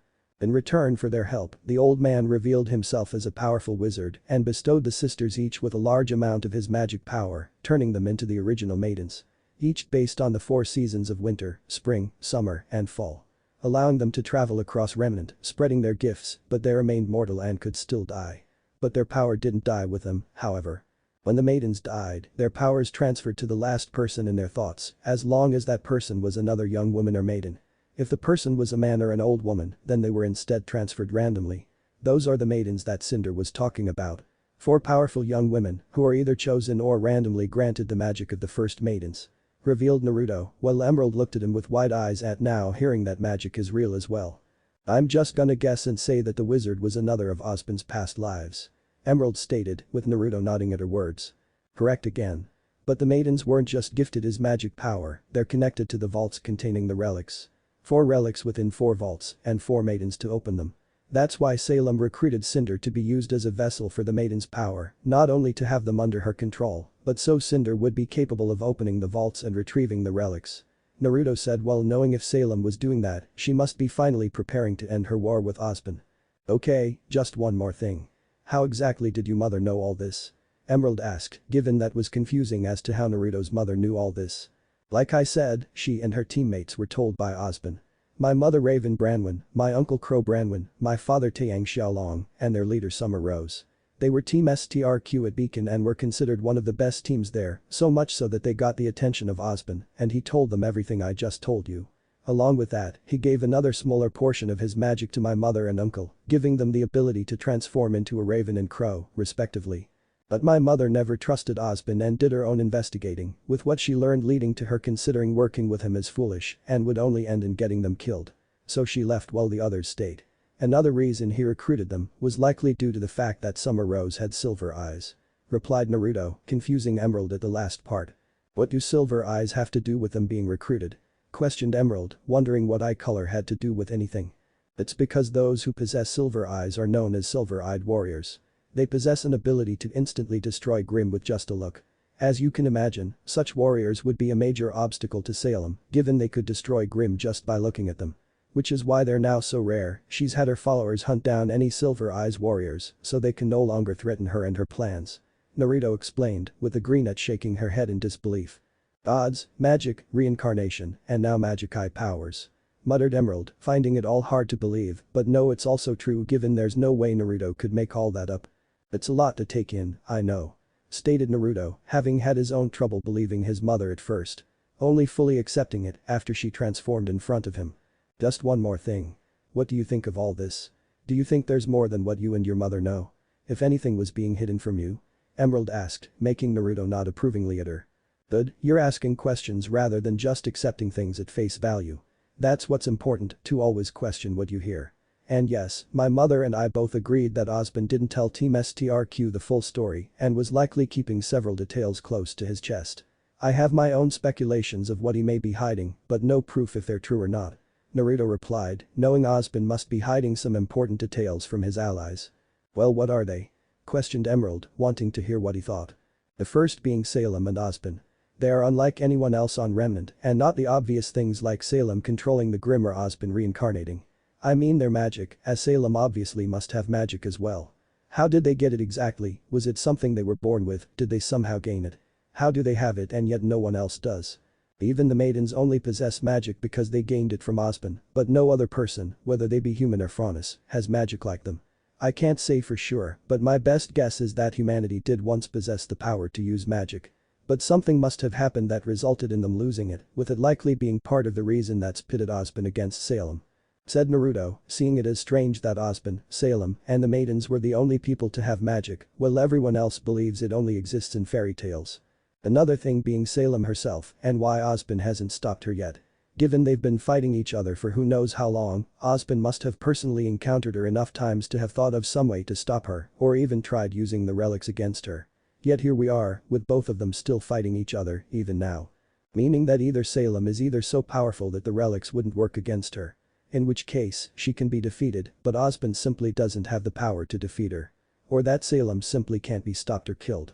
In which case, Ozpin has been deceiving everyone he recruits into believing they're doing something good in fighting Salem, despite fully knowing it's a hopeless battle. Naruto said, with Emerald paling at the last part, not liking the idea of Salem being unable to be stopped. Finally, the relics themselves. Why is it that Ozpin went through so much trouble to seal them away into the vaults, which only the maidens can open, then build the academies around them as further protection? The most obvious answer is that he doesn't want to risk using them on the chance they'll fall into Salem's hands or into those that'd use them for their own purposes. But what if there's another reason, a reason that Ozpin would do anything he could to ensure the relics never came together? Knowing if they did, something would happen. Said Naruto, believing Ozpin is keeping the relics separated for a reason, outside of simply keeping them out of Salem's hands. Like I said, I have no proof to back up these speculations. But going by what my mother told me about Ozpin and his secretive nature, he's definitely keeping a lot of information to himself. Naruto said before looking at Emerald to see what she thought of everything he just told her. With the greenette being awed, shocked, and horrified by everything she just heard. Having never been able to imagine this is what she'd learned by hearing about Salem, the maidens, and Ozpin. Though she was amazed by a lot of the information Naruto just told her, she was also horrified by everything involving Salem as well. And we just killed her vessel for the maiden's power, which would put us at the top of her shit list now, thanks to that Cinder chick. Great, really fucking great. Like I needed another reason to hate the bitch. Emerald said, not believing that a few weeks ago, she'd just been a no-name thief that no one cared about. Now she's been taken in and trained by a former bandit, while having just learned that they're now at the top of an immortal grim witch's shit list. Definitely not how I thought things would turn out. Thought Emerald with a deadpan expression. Yeah, Salem definitely won't be happy when she learns about that or who was responsible for Cinder's death. Now I'll ask you, what will you do now, Emerald? Naruto asked, knowing there was a chance Emerald could leave, not wanting to get caught up in this or be targeted by Salem, and he wouldn't stop her if she wanted to leave. I'm not gonna lie, part of me wants to just start running and use my semblance to stay hidden for the rest of my life. But I'm gonna stay with you, since I feel like I'll have more of a fighting chance against whatever Salem and her lackeys throw at me by sticking by your side. Especially since you're the stronger one between the two of us and you're helping me get stronger as well. And even after I've gotten stronger, I'm sure I'll stay around still, since it'd be better having someone watching my back. Said Emerald, preferring to stay with Naruto to have a better chance at surviving. Plus, given he did take her in and unknowingly saved her from becoming another pawn of Salem's, so Emerald didn't want to just abandon him like that. Especially since he trusted her enough to tell her the entire truth of what they'd be going up against. With Naruto being pleased at her response, glad to know she decided to stay rather than leave, as he'll admit, he's grown fond of Emerald's presence. That's good to hear, and I'm sure it'll be better to have a traveling companion rather than going off on our own. Naruto replied, knowing it'd be rather boring and lonely to travel remnant on his own. Yeah, it'd be kind of boring traveling alone. Emerald stated before getting up and heading for the door, getting Naruto's attention. Where are you going? Questioned Naruto, wondering where she's going. Relax, I'm just gonna go grab a few things from the pockets of the other, more rich guests. Said Emerald with a smirk, wanting to steal from some of the richer guests. Well, be careful and try not to get caught. There may be huntsmen that could be staying here and would be likely to see through your semblance if you get too close. Naruto warned, seeing no harm in her stealing from some of the richer guests, given she isn't actually planning to attack them. Plus, anything she steals can just as easily be replaced with the money those people would make. Later. With Emerald. This is the greatest day ever. Emerald thought, grinning as she hid underneath her semblance while looking at all the lean and jewelry she snatched from some of the guests. Having stealthily taken some guests' wallets before taking out the lean and putting them back in their pockets. While the jewelry she grabbed from those that went off on their own, using her semblance to make them think they were still wearing it before making her escape. I should probably get back before anyone starts getting suspicious and finds me. Thought Emerald, knowing she's already gotten more than enough money and stuff to sell and didn't want to risk getting caught. But before she could return to hers in Naruto's room, Emerald stopped at seeing a new guest just entering the hotel. One she's sure anyone could recognize. It was a fair-skinned man with white, slicked-back hair. He had a large thick mustache and cold blue eyes. He was seen wearing a pure white double-breasted blazer with a red handkerchief in the breast pocket. Underneath, he wore a light blue dress shirt, vest, and a white clip-on tie, printed with the same emblem on his shoes and above his study. He had a silver-colored ring on his right hand. Zakshni. Emerald thought, surprised to see the CEO of the Schnee Dust Company here in Vale, before realizing he must be here on business or something. Given that's the only explanation. Oh, this is just too good. Thought Emerald, knowing she'd never get a chance like this again. Though rather than just use her semblance to steal his wallet, Emerald looked around before spotting a potted plant and a water bottle sitting on a table. Quickly moving and grabbing the water bottle, Emerald went over to the plant and began grabbing handfuls of dirt which she placed in the water before shaking it up. Repeating the process until the contents was entirely mud, the greenette made her move. Going over to Jacques, Emerald hid under her semblance and pulled his wallet out of his pocket before pouring the mud into it while using her semblance to make sure he didn't feel anything different. Once that was done, Emerald backed away and watched as he went up to the front desk and pulled out her scroll to record what happens next. The girl suppressing her laughter when he reached into his pocket and pulled out a wad of mud and placed it on the counter, much to the employee's annoyance. Leading to the two to start shouting at each other, Emerald's laughter getting difficult to contain when Jacques dragged his mud-covered hand down his face. Before she altered the illusion to make him think his wallet was now in his jacket pocket, causing him to cover himself in even more mud. After a few moments Emerald finally lifted her illusion, causing Jacques' face to turn red in anger at seeing the state he was in. "Who did this? Is this some kind of joke to you all? And who stole my wallet?" Jacques demanded, turning and glaring at everyone in the lobby, most of who began laughing at the sight of the CEO's mud-covered appearance. While Emerald took the chance to slip away and make her way back to hers and Naruto's room. Quickly heading back up to their room, Emerald immediately ran inside and closed the door before laughing loudly at what she just did. "I take it you were able to find plenty of stuff," stated Naruto, coming out and saw Emerald laughing, with the greenette taking a few moments to calm down. "That and so much more. You'll never believe who just walked in downstairs, Jacques Schnee," Emerald replied after getting her laughter under control. "Then I'm sure he's a few lean short now," Naruto said with a smirk, with Emerald nodding as she took out a scroll and brought up the video she took. "Oh yeah. Even better. Look at what I put in his pocket and made him give to the front desk," Emerald said eagerly, with Naruto looking at the video. The whiskered blonde laughing slightly as the video played, amused at not only Emerald stealing from Jacques, but also making him humiliate himself. "I doubt he'll be showing his face in public anytime soon, if this got around," Naruto stated, making Emerald nod in agreement, knowing how humiliating it'd be for the CEO if more people saw this video. And with that, they posted it on the internet, with it immediately going viral. Especially among the Franist community, given how the vast majority of them hated Jacques Schnee and held a great distaste for the Schnee Dust Company. Land of Darkness. Meanwhile, within the Land of Darkness was Evernight Castle, home to Salem and her followers, with the witch currently sitting alone in the meeting hall.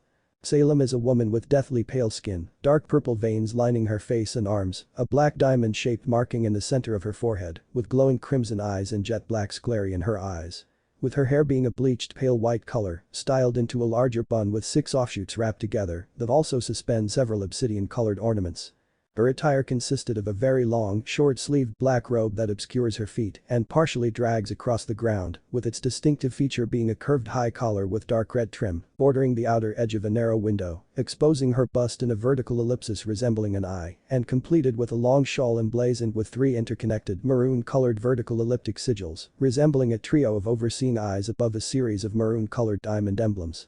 She also wears a ring resembling a beetle on her right middle finger, which have long fingernails with jet black nail polish. Currently, Salem was looking at one of her seer grim, which was showing her the events that led to the death of Cinder. Something that angered and annoyed the immortal, given how close she was to reaching her endgame in her war against Ozma's reincarnations. Except now, this has caused a major setback, thought Salem, knowing that Cinder had been the ideal vessel to collect and contain the maiden's power. Due to the abuse she suffered from her stepfamily and how the perceived betrayal of her mentor had warped her to the point she'd do anything to gain more power. Craving it to prove her existence. All while being weak-willed enough for Salem to control and manipulate her. Even if she had ended up having a few bouts of rebelliousness, she would have ultimately been able to rein the girl in and remind her of her place. But now, that was completely ruined with her death. Making Salem let out an annoyed sigh. Locate Tyrion, tell him to end his search for the Spring Maiden and travel to Kuchinashi to meet with Vermilion Radek and inform him that his presence is required. Salem ordered the seer, knowing that Vermilion will be able to deal with Naruto and Emerald.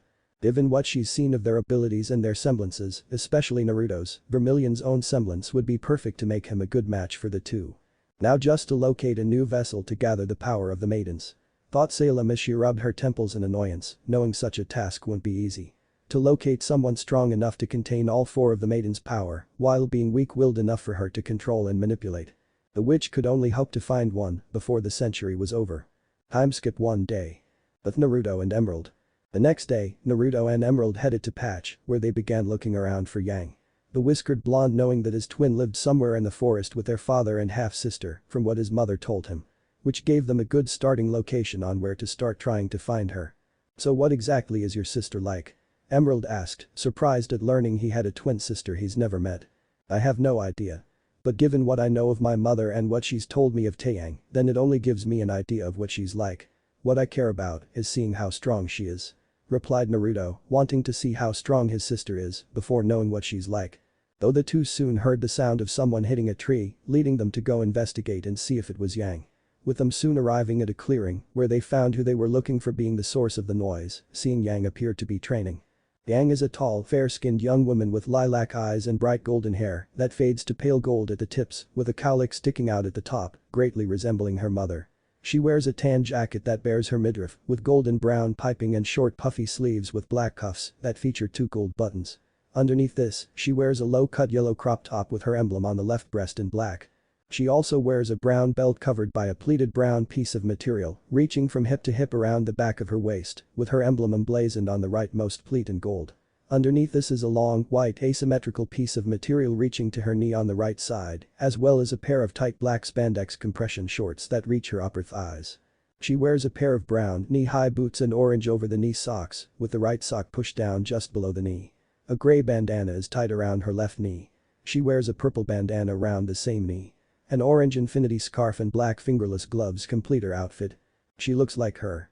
Naruto thought, seeing how similar Yang looked to their mother, one would think they were sisters. While having the same hair color as him. Though that seemed to be where the similarities ended, given she didn't seem to sense or notice them standing there. Much to Naruto's disappointment. You should be more aware of your surroundings. Naruto stated, causing Yang to stop her training and turn to look at them, only for her eyes to widen when she looked at Naruto. Then Naruto? Said Yang, recognizing her twin brother, given how similarly he looked to their father along with a younger crow. So you do know who I am. Here I thought you wouldn't know about me. Said Naruto, walking forward seeing Yang did know about him, with Yang still looking shocked to see him before looking around. What are you doing here? How did you even find me? Is his mom here with you? Or did she send you for something? Something she forgot? Yang asked, unable to hide her envy that he got the chance to be raised by their mother, while she's never even gotten the chance to meet her. Rather than respond, Naruto grabbed Yamato before teleporting in front of Yang, much to her shock as she just managed to dodge getting slashed. What the hell are you doing? Demanded Yang, not believing he just tried attacking her, before quickly raising her bracer to block another strike from him. Isn't it obvious? I want to see what you're made of. We're twins after all, and I want to see if you're just as strong as me. Unless you're scared of being defeated. Naruto said, making Yang scowl as she activated Ember Celica. I'm not scared of anything. And if you want to fight, then bring it. Yang retorted, throwing her fist forward, slamming it into Naruto's chest and releasing a shot as he was thrown back. Flipping through the air and skidding across the ground, Naruto frowned in annoyance and disappointment at seeing what kind of weapon Yang uses. Shot gauntlets. Of course they're guns. Naruto muttered in disappointment before rushing Yang who charged him as well. Throwing another punch at her brother, Yang winced when Naruto deflected her punch upwards and left a shallow cut along her arm, with the blonde girl quickly jumping back and looking at her arm. What the hell? Said Yang, not believing he actually cut through her aura before she gasped when Naruto teleported in front of her and slammed his sheath into her stomach, knocking the wind out of her. Did you really just stop to look at your injury in the middle of the fight? Naruto asked with a raised brow, making Yang scowl before throwing a punch at the ground, causing an explosion that let her jump away from Naruto. Not waiting for him to make another move, Yang charged Naruto and began throwing several punches at him, only to become annoyed when he kept dodging each of her strikes. No style, no form, no strategy. Merely hoping to hit a target. Said Naruto as he dodged her punches, with Yang getting angrier with each word he said. Shut up. Yang shouted, throwing fist right at his head, with a whiskered blonde spinning around the strike, with her fist impacting a tree instead. With the force of the blow being strong enough to blast a hole straight through. You're strong, but you have no focus. Or footwork. Naruto stated, before sweeping Yang's legs out from under her and kicking her away. But Yang grunted the hits, though smirked since she felt her semblance beginning to kick in and build up the power from the hits. Before she got up and launched multiple shots at Naruto, who swung Yamato and sliced the shells in half, causing them to create separate explosions where they hit. And if you're going to use shot gauntlets as your weapons, at the very least use them for their intended purpose and fight up close with your opponent. Rather than staying at a distance. Said Naruto, annoyed that she's staying away. What's the matter? Don't like guns cause you can't use them? Yang taunted, only for her eyes to widen when Naruto teleported in front of and cut her across her other arms before kicking her away. No, I just don't have time for those that'd use cowardly weapons. Naruto retorted coldly before teleporting behind Yang and slamming his sheath in the back of her head, sending her stumbling forward. Firing a shot in front of her, Yang propelled herself back towards Naruto to slam her fist into his face, only to grunt in pain when sliced her across the arm again and slammed his sheath into her back, sending her crashing into the ground. Rolling over when he tried slashing her again, Yang delivered an uppercut to Naruto, only for him to once again avoid her attack by bending backwards. But Naruto then bringing his knee up into her face and swung his sword, leaving a cut along her forehead, making Yang stumble back and hold her bleeding forehead to keep the blood from getting in her eyes. Is this really the best you can do, Yang? Throwing some punches and simply hoping to hit me, firing off some shots as distractions, or maybe hoping to use your semblance? If so, then I can't help but feel I wasted my time coming here. Stated Naruto while shaking his head, making Yang growl in anger. Oh yeah? Well, why don't you lose that damn sword, and Yang said, only to trail off when she pulled her hand back from her forehead once her aura finished healing the cut, her eyes widening when she saw several strands of golden hair. And what? By all means continue, because I'm confident that I don't even need Yamato to defeat you. Naruto said, only to raise a brow when he saw that Yang began shaking and clenched her fists. You bastard! Screamed Yang, enraged at him cutting her hair, with her hair exploding into flames while her eyes turned a burning red. The sight surprising Naruto for a moment, even more so when Yang rushed him at even greater speeds and slammed her fist into his face. The punch being much stronger than her other attacks, sending Naruto crashing right through a tree. The whiskered blonde grunting as he stood up and rolled his neck before ducked out of the way from another punch from Yang. Okay, so you do have a lot of strength, said Naruto, slamming his sheath into Yang's stomach, knocking her into the air. The girl scowling, before shouting as she fell and slammed her fist into the ground, causing a mini earthquake from the impact. The sudden shaking making Naruto lose his balance for a moment, with Yang charging him again, only for him to regain his balance and roll under the punch. With Yang grunting when Naruto cut her across the back of her leg before she turned around to slam her fist into his head. With Naruto teleporting to appear in front of, cutting her on the back of her shoulder, sending his sister stumbling forward before she turned around. Her hair and eyes glowing brightly in anger. But even so, you still aren't focusing. Letting your rage dictate your actions and now losing any sense of form you've had before. Instead simply charging me like a berserker. Naruto said, before sidestepping another punch from Yang as he made another cut on her leg and kicked her away. Hold still. Shouted Yang, her anger only growing with each hit she took while she's barely managed to land one on Naruto. The blonde brawler rushing him and began throwing multiple punches at her brother, who continued dodging each one until finally slamming his sheath into her chest. The blow sending Yang crashing into a tree before she found herself pinned to it with Yamato pointed at her neck. The sight making Yang's eyes widened as her hair and eyes returned to normal, not believing what just happened, while Naruto could only shake his head. I could list everything you did wrong, but that would only waste more time than I already have. I truthfully came here expecting a challenge from you, Yang, but all I got was bitter disappointment. Naruto stated, making Yang flinch slightly, unable to help but wonder if that's what their mother felt when she chose to leave her behind, yet took Naruto with her. Though suddenly, Naruto jumped back when a red blur of rose petals appeared before revealing a 13-year-old girl holding a massive scythe. One that would cut right through Naruto if he hadn't jumped back. The whiskered blonde looking at the girl to get a good look at who she was. They were a fair-skinned young girl with silver eyes and neck-length black hair with red tips.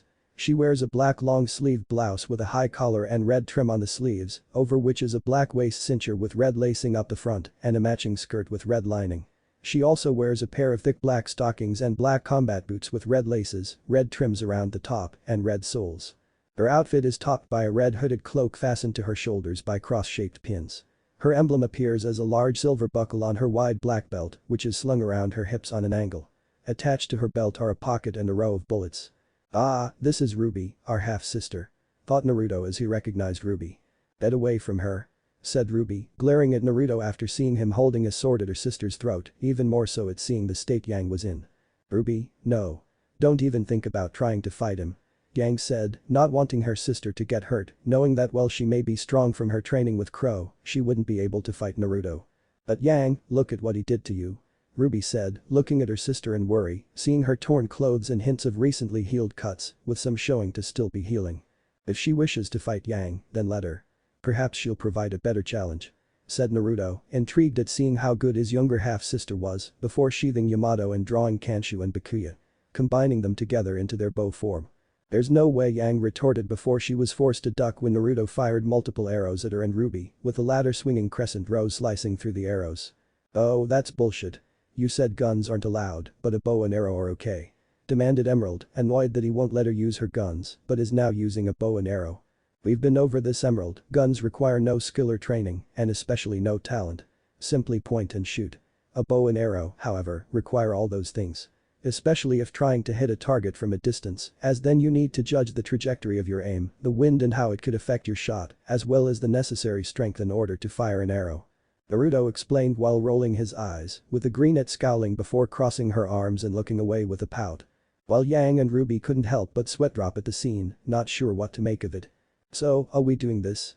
Ruby asked, now unsure if they were actually going to fight or not. Only to get her answer when Naruto fired 3 arrows at her, which she quickly cut apart with her scythe. But was surprised when they exploded and covered crescent rows in ice, showing they were ice dust arrows. With Naruto separating Kanshu and Bakuya before charging Ruby, the girl quickly blocking his strikes with her weapon's shaft. Before she spun it around and slammed the frozen blade into Naruto's side, knocking him back. Ruby then used her semblance and sped towards a tree, slamming crescent rows into it, breaking the ice, and stabbing the blade into the tree. With her then spinning around it, just as Naruto rushed her before he raised his blades and blocked the kick Ruby launched at him once she was around the tree. Before the silver-eyed girl then pulled her scythe free, slamming the butt of it into Naruto's stomach, knocking him back. Grunting at the hit, Naruto recombined the blades and pulled out 3 gravity dust arrows. Firing the 3 in rapid succession at Ruby, the ravinette slicing through the first one, only to yelp when it released a blast of gravity knocking her back. With the remaining 2 arrows exploding once they were close enough, throwing Ruby further back until she crashed into a tree. Seeing this, Naruto pulled out a hard light dust arrow and fired it at Ruby, the arrow splitting open into a net of hard light dust to trap her. Only for Ruby to get up and swing her scythe forward, stabbing it into the ground and use the momentum to launch herself into the air and over the net. Pulling her weapon free as she did. With Ruby descending right towards Naruto, who separated his blades again and threw Kanshu at Ruby. The girl batting the sword away with her scythe, only for Naruto to smirk as Kanshu glowed purple with gravity dust. Causing it to fly and slam into Ruby's back, knocking her out of the air, while returning to Naruto. Grabbing his blade, Naruto rushed Ruby and swung Bakuya at her head, which she quickly blocked with crescent rows, before spinning it to block Kanshu when Naruto swung at her legs. The girl then spun her scythe around, knocking both of Naruto's blades back, before slamming the stop of her weapon into his face. Using her semblance, Ruby sped behind Naruto and swung crescent rows at him, with Naruto raising Kanshu to block the strike. Only to be surprised when Ruby then used her momentum to spin around and slam her feet into his face, knocking him back. She's pretty good, skilled with that scythe and thinking on her feet. Thought Naruto, impressed as Ruby was proving to be a much smarter and more well-rounded fighter, taking advantage of the size difference between her and her weapon, rather than let it hinder her. Though she lacked Yang's strength and experience, those can easily be fixed with time and training. Throwing both his blades at her, Naruto rushed Ruby as she quickly dodged the blades before swinging her scythe at him, which Naruto slid under before kicking her legs out from under her. Before summoning his sword back to him and combined them back into a bow and pulled out an earth dust arrow. Firing the arrow at Ruby's feet, Naruto jumped back as Ruby was launched into the air as a stone wall shot up below her. Pulling out 3 lightning dust arrows, Naruto fired them all at Ruby, only to scowl that when rather than slice or deflect the arrows with her scythe. Her weapon instead began transforming. With it soon transforming into a medium-length bolt-action rifle. Which Ruby used to shoot the arrows before they could hit her. Because of course it has to be a gun as well. Thought Naruto, annoyed that Ruby's scythe was also a gun, having initially been impressed with crescent rows and the skill Ruby had with it, knowing how difficult it is to master using a scythe. With it not helping that he's still annoyed and disappointed with his fight with Yang, as well as how her gauntlets were also guns. Making Naruto scowl as he separated Kanshu and Bakuya as he momentarily lost his restraint. Causing both blades to glow as they suddenly transformed to have jagged crystal-like appearances. "Oh shit. Ruby, get out of there," Yang exclaimed, knowing that look better than anyone, since it was the same look she had when she lost her temper. A sight surprising Ruby before she yelped when Naruto threw the blades at her, with them being much faster than before as they spun through the air. Making Ruby shoot her rifle to throw herself back and avoid them, landing on the ground much to her relief at dodging the swords. Only for it to be short-lived as Naruto teleported in front of her and summoned his swords back before using them to slice apart Crescent Rose's barrel in a scissor strike. Ruby screaming in horror at the sight of her baby being cut apart like that, while Naruto jumped back and frowned at the sight. "Don't tell me you're going to get upset over your weapon getting damaged," Naruto said, still annoyed over the reveal of it being a gun. "Why yo you broke see Crescent Rose," said Ruby, falling to her knees and cradling her broken weapon, with Naruto now being confused at the sight.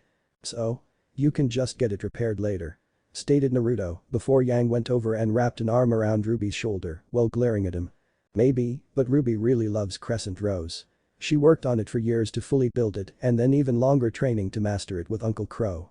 It's not just a weapon to her," Yang said, knowing how much her sister loved her scythe after all the time, effort and energy she put into building it, along with how much she trained with Crow to use it. So seeing it be cut apart like that really upset her.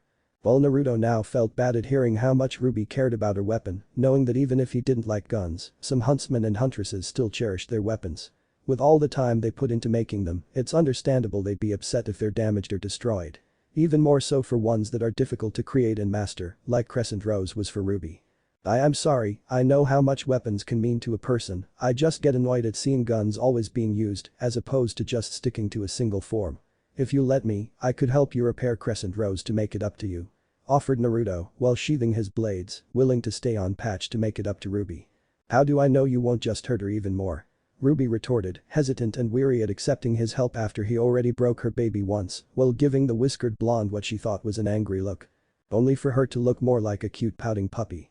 "Well, I could also make you cookies if you want and let you look at my weapons. And I could even help you improve Crescent Rose to make it stronger and better," said Naruto, knowing of his half-sister's love for cookies and her status as a weapons enthusiast from the few times their mother checked up on their family. Making Ruby perk up at the mention of cookies and getting the chance to look at his weapons. "Fine, but I'm gonna be watching you, buddy," Ruby said while looking at him suspiciously, still feeling reluctant but figured she could get more out of this by accepting his offer than rejecting it. So much for the strong and mysterious bandit, thought Emerald, amused at the situation Naruto's found himself in and seeing how easily he caved to helping his little sister. Though she was a little annoyed that they'd be staying on patch longer than they planned. But the idea of having a more stable location for the foreseeable future was appealing to the greenette as opposed to immediately traveling from location to another. Which will also make her training under Naruto much easier as well, as opposed to moving from place to place. With the group then heading for the Rose Xiaolong cabin. Naruto and Emerald followed Yang and Ruby to the Rose Xiaolong cabin as an awkward silence surrounded the group. With none of them knowing what to say or not wanting to say anything at all. The latter being Yang and Ruby, with the blonde girl still being sore about her defeat against Naruto, while Ruby is still sore about him breaking Crescent Rose. While Naruto wasn't really sure how to interact with his sisters. Having only been able to convince Ruby to let him help her with fixing Crescent Rose because of what his mother told him about her. With it not helping that outside of Emerald, the only people he really interacted with were Vernal and his mother, having never cared for any other members of the Branwin tribe. Plus, he was never really the most sociable of people to begin with. Though the silence soon ended when Emerald began laughing, unable to help herself at the situation. Getting Naruto, Yang, and Ruby to look at her. "I'm so pleased you find the awkward atmosphere hilarious, Emerald," Naruto stated dryly, with the greenette continuing to laugh before calming. "I'm sorry, but seriously, how can I not laugh? Your entire cool, mysterious bandit persona just completely shattered the moment your little sister got upset. And you've just gotten more awkward since then. It's just too funny," said Emerald, enjoying the sight of Naruto's usually calm and collected self falling apart. "Wait, what? Sister?" Ruby asked, not being filled in on the fact Naruto was their brother. "Yes, sister.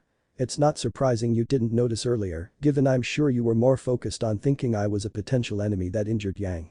I'm your brother, Yang's twin that I'm sure you've heard of," replied Naruto, shocking Ruby at hearing this was their big brother she's heard of. "Yeah, this is Naruto, sis.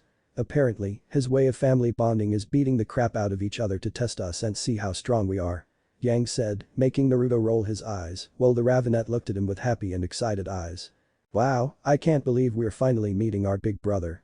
Yang and I have really wanted to meet you ever since we learned about you.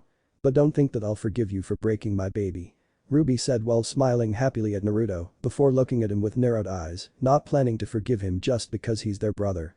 "Alright, it's nice to officially meet you as well, Ruby. And I wouldn't expect it," Naruto replied, not knowing how to respond to how happy she seemed to be at meeting him. Something that secretly pleased Yang and Ruby, seeing that he seemed to be just as socially awkward as the latter. "I'm definitely going to use that," Yang thought, planning to use that against Naruto later as payback for beating her. "See? Look at you, you don't even know what to say, only doing whatever she wants," said Emerald with a grin at how Naruto was folding under Ruby's stare, making the whiskered blonde look at her dryly. "Yes, well it's rather hard to be social when the only people I've regularly interacted with before were my mother, who I'm sure I've ruined things with, and my late girlfriend," So forgive me if I don't know how to act around other people," Naruto said, with his words shocking the girls, none of them expecting him to say that, along with bringing the mood down. I didn't know that," Emerald muttered, unsure at what to say, given while he told her about his past, he didn't tell her everything. "You had a girlfriend?" Ruby asked slowly, not sure if she should ask, but also wanting to know what happened. "What would happened?" Yang asked, unable to help but want to know, given she just learned her brother had a girlfriend that apparently died. "You couldn't have known and it's not something I want to talk about. So please don't ask," replied Naruto, brushing off their questions, given how fresh the wounds still were, with the girls nodding in response, not wanting to make him relive such memories so soon. "Oh okay. So what did you mean by bandit exactly?" Ruby asked, looking at Emerald, wanting to change the subject and curious about why she called Naruto a bandit. "Because I was a bandit, being part of the Branwin bandit tribe, along with our mother," revealed Naruto, much to Yang and Ruby's shock. "Both of you were bandits? Are you a criminal?" demanded Yang, having not thought her mother and brother were bandits. "Technically, yes. The Branwin tribe operated in western Anima, we raided towns and villages for supplies and anything else worth taking. They used to simply attack towns to draw in the Grim to kill the civilians, before going in to take everything of value. But after I was old enough, they didn't need the Grim since I was the strongest member there. Alongside mother. We'd be done and had taken everything, before leaving by the time the Grim would even show up," Naruto explained, with Yang and Ruby looking shocked and horrified at this. With Yang now being thankful that their mother didn't take her now, not sure she would have been able to stomach being a member of a bandit tribe and doing everything Naruto's done. Though that didn't mean she still didn't want to find her and finally get some answers. "Did you like it? The raids?" questioned Ruby shakily, not sure what to think if Naruto actually enjoyed killing people. "No, I hated them and the tribe. They believed they were strong by killing defenseless civilians when it only showed how weak they were. Refusing to go after stronger targets. To go after those that can fight back and had the potential to kill them so that if they managed to kill their targets then they would have proven they were strong and earned what they took. Instead, they simply proved they were cowards, content in going after those that couldn't fight back," replied Naruto, much to Ruby's relief that he didn't actually enjoy them. But she also wasn't sure how to feel at how he only seemed to have an issue by going after defenseless people. Not minding the killing, stealing, looting, and raiding. "I know you both probably don't know how to feel, but look at it this way. Some people are raised with different ideals and beliefs on how to live their lives, along with trying to survive. Before Naruto found me and took me in, I was just a simple thief trying to survive. I even tried stealing from him, but rather than doing anything to me in retaliation, he took me in and helped me. Even training me to become stronger," Emerald said, surprising Ruby and Yang at hearing this, before feeling relieved. "That was really nice of you, Naruto," said Yang, looking at her brother, with Naruto simply shrugging. "I just saw potential in her and offered her the chance to reach it," replied Naruto, not seeing his actions as nice, simply practical in helping Emerald grow stronger. "Well, I think you're actually a good person," Ruby said, seeing that Naruto was a good person deep down, even if he doesn't see himself as one, while having a morally gray point of view. "By the way, even though you already heard it, my name's Emerald Sustrai," Emerald introduced, with Ruby and Yang smiling at her. "Nice to meet you, Emerald, I'm Ruby Rose," replied Ruby.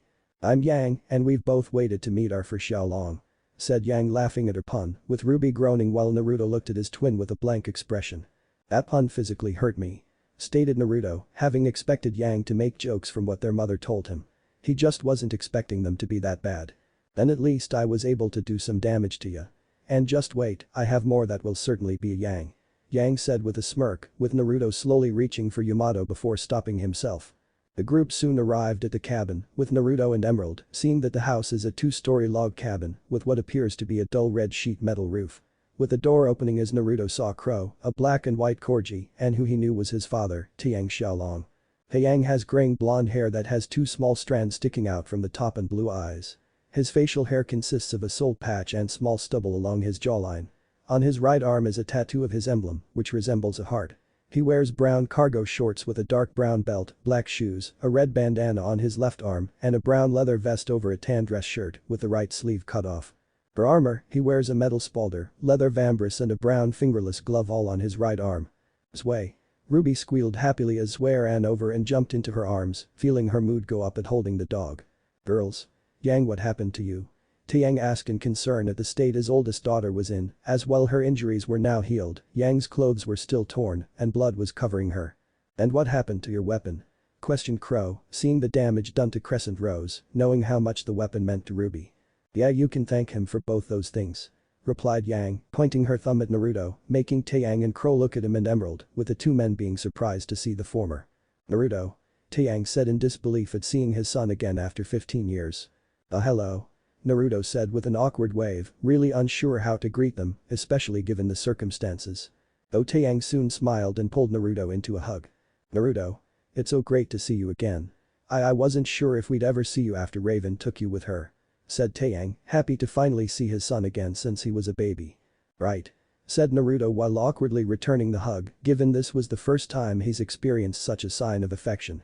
Even the most he got from his mother was being complimented for his skill, since neither he nor Raven had ever been the best at expressing their feelings or affection. Come in, I'm sure you four want to rest. Who's your friend? Taeyang asked while letting Naruto and Emerald inside, while looking at the greenette curiously. I'm Emerald Sustrai. Emerald introduced, with Taeyang shaking her hand. It's nice to meet you, Emerald. Is she your girlfriend? Said Taeyang, smirking at his son, with Emerald blushing at him for thinking she's Naruto's girlfriend, before she, Yang, and Ruby winced, knowing that wouldn't be good. No, she's my companion and student. My girlfriend was killed not too long ago in an ambush. Naruto revealed, with Taeyang wincing at this knowing, that's definitely a mood killer. Oh, I'm sorry to hear that. Though if you want to talk about it, I'll be here to listen. Taeyang offered, given he knew what it's like to lose someone when Summer died. Anyway, what exactly did you do to put Yang and Ruby's weapon in their current conditions? Questioned Crow, before things could become even more awkward. He attacked me, saying he wanted to test me and see how strong I was. Yang replied, while crossing her arms under her bust. And then he hurt my baby. Said Ruby, looking at Naruto with narrowed eyes. Yes, and don't forget my severe disappointment with your abilities, Yang. And I already offered to help fix it. Let it go. Said Naruto, wondering how long Ruby would hold a grudge against him. Never. Ruby retorted, refusing to ever let it go. Why am I not surprised? Crow muttered while facepalming, along with Taeyang, given the fact Naruto's been raised by Raven for most of his life, it's not surprising his first instinct is to test his sisters and see how strong they are. You know, normally I'd ground you for doing that. But after your life with Raven and the others with her, I'm willing to be that you would just disregard it. Said Taeyang, with Naruto looking at him with a raised brow. Good, because I wouldn't listen and still leave, even if you did. Also, I already told them about the tribe, so there's no need to dance around the issue. Naruto replied, knowing he wouldn't let being grounded stop him from doing what he wanted, with Taeyang and Crow tensing as they looked at Ruby and Yang before seeing them nod, confirming that they knew about the Branwin tribe. Okay then, why did you feel the need to break Crescent Rose? Taeyang asked as testing them was one thing, but he didn't need to break their weapons. Because I don't like guns. I see them, along with cheap tricks and fighting dirty, as something only cowards and weakling use. As if they aren't willing to fight an opponent face to face, then they shouldn't be fighting at all, nor would they be worth the effort in even killing. The fact I had been impressed with Ruby's side and her skill in using it, well, seeing she was worthy of respect for her determination to master such a weapon and being able to think on her feet, only further annoyed me when she revealed it also had a gun mode. So, I lost control of my temper and broke it. It also didn't help that my fight with Yang had been rather disappointing, as I had high hopes for what she'd be capable of, as well as already being annoyed that she uses shot gauntlets of all weapons. Explained Naruto with a bored expression. While Ruby blushed at the praise she got from her big brother, and Yang couldn't help but fall into a bout of depression. Along with giving Ruby a jealous stink eye, with how her own twin brother was more impressed with their little half-sister than her. With Ruby seeing this and merely playfully blowing Yang a raspberry. Maybe I should think of removing Crescent Rose's gun mode so Naruto doesn't end up losing his temper and break her again when he's annoyed. Thought Ruby, not wanting to risk her weapon getting damaged again should she end up sparring against Naruto while he's in a foul mood again. She had considered including a sword mode originally, but discarded the idea since she wanted to have a long-range mode as well, since she already had a scythe mode for close to mid-range. And she's sure she could get Naruto and Crow to help her master as well, since they both used swords. Especially if she can use what he did to Crescent Rose to blackmail and guilt-trip Naruto into helping her. Hahaha. No one gets away with hurting my baby, no one. Ruby thought while mentally giggling wickedly, refusing to let anyone get away with hurting Crescent Rose and not guilt-trip them into doing whatever she wanted. While Taeyang and Crow realized that may be part of the reason that Naruto massacred the Branwin tribe, given they only knew how to use cheap tricks and fighting dirty. Especially with learning that he had a girlfriend that was killed in an ambush. Though they can't help but feel that something else was missing.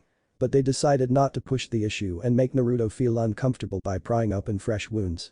Well, you and Emerald are more than welcome to stay here for the foreseeable future, Naruto.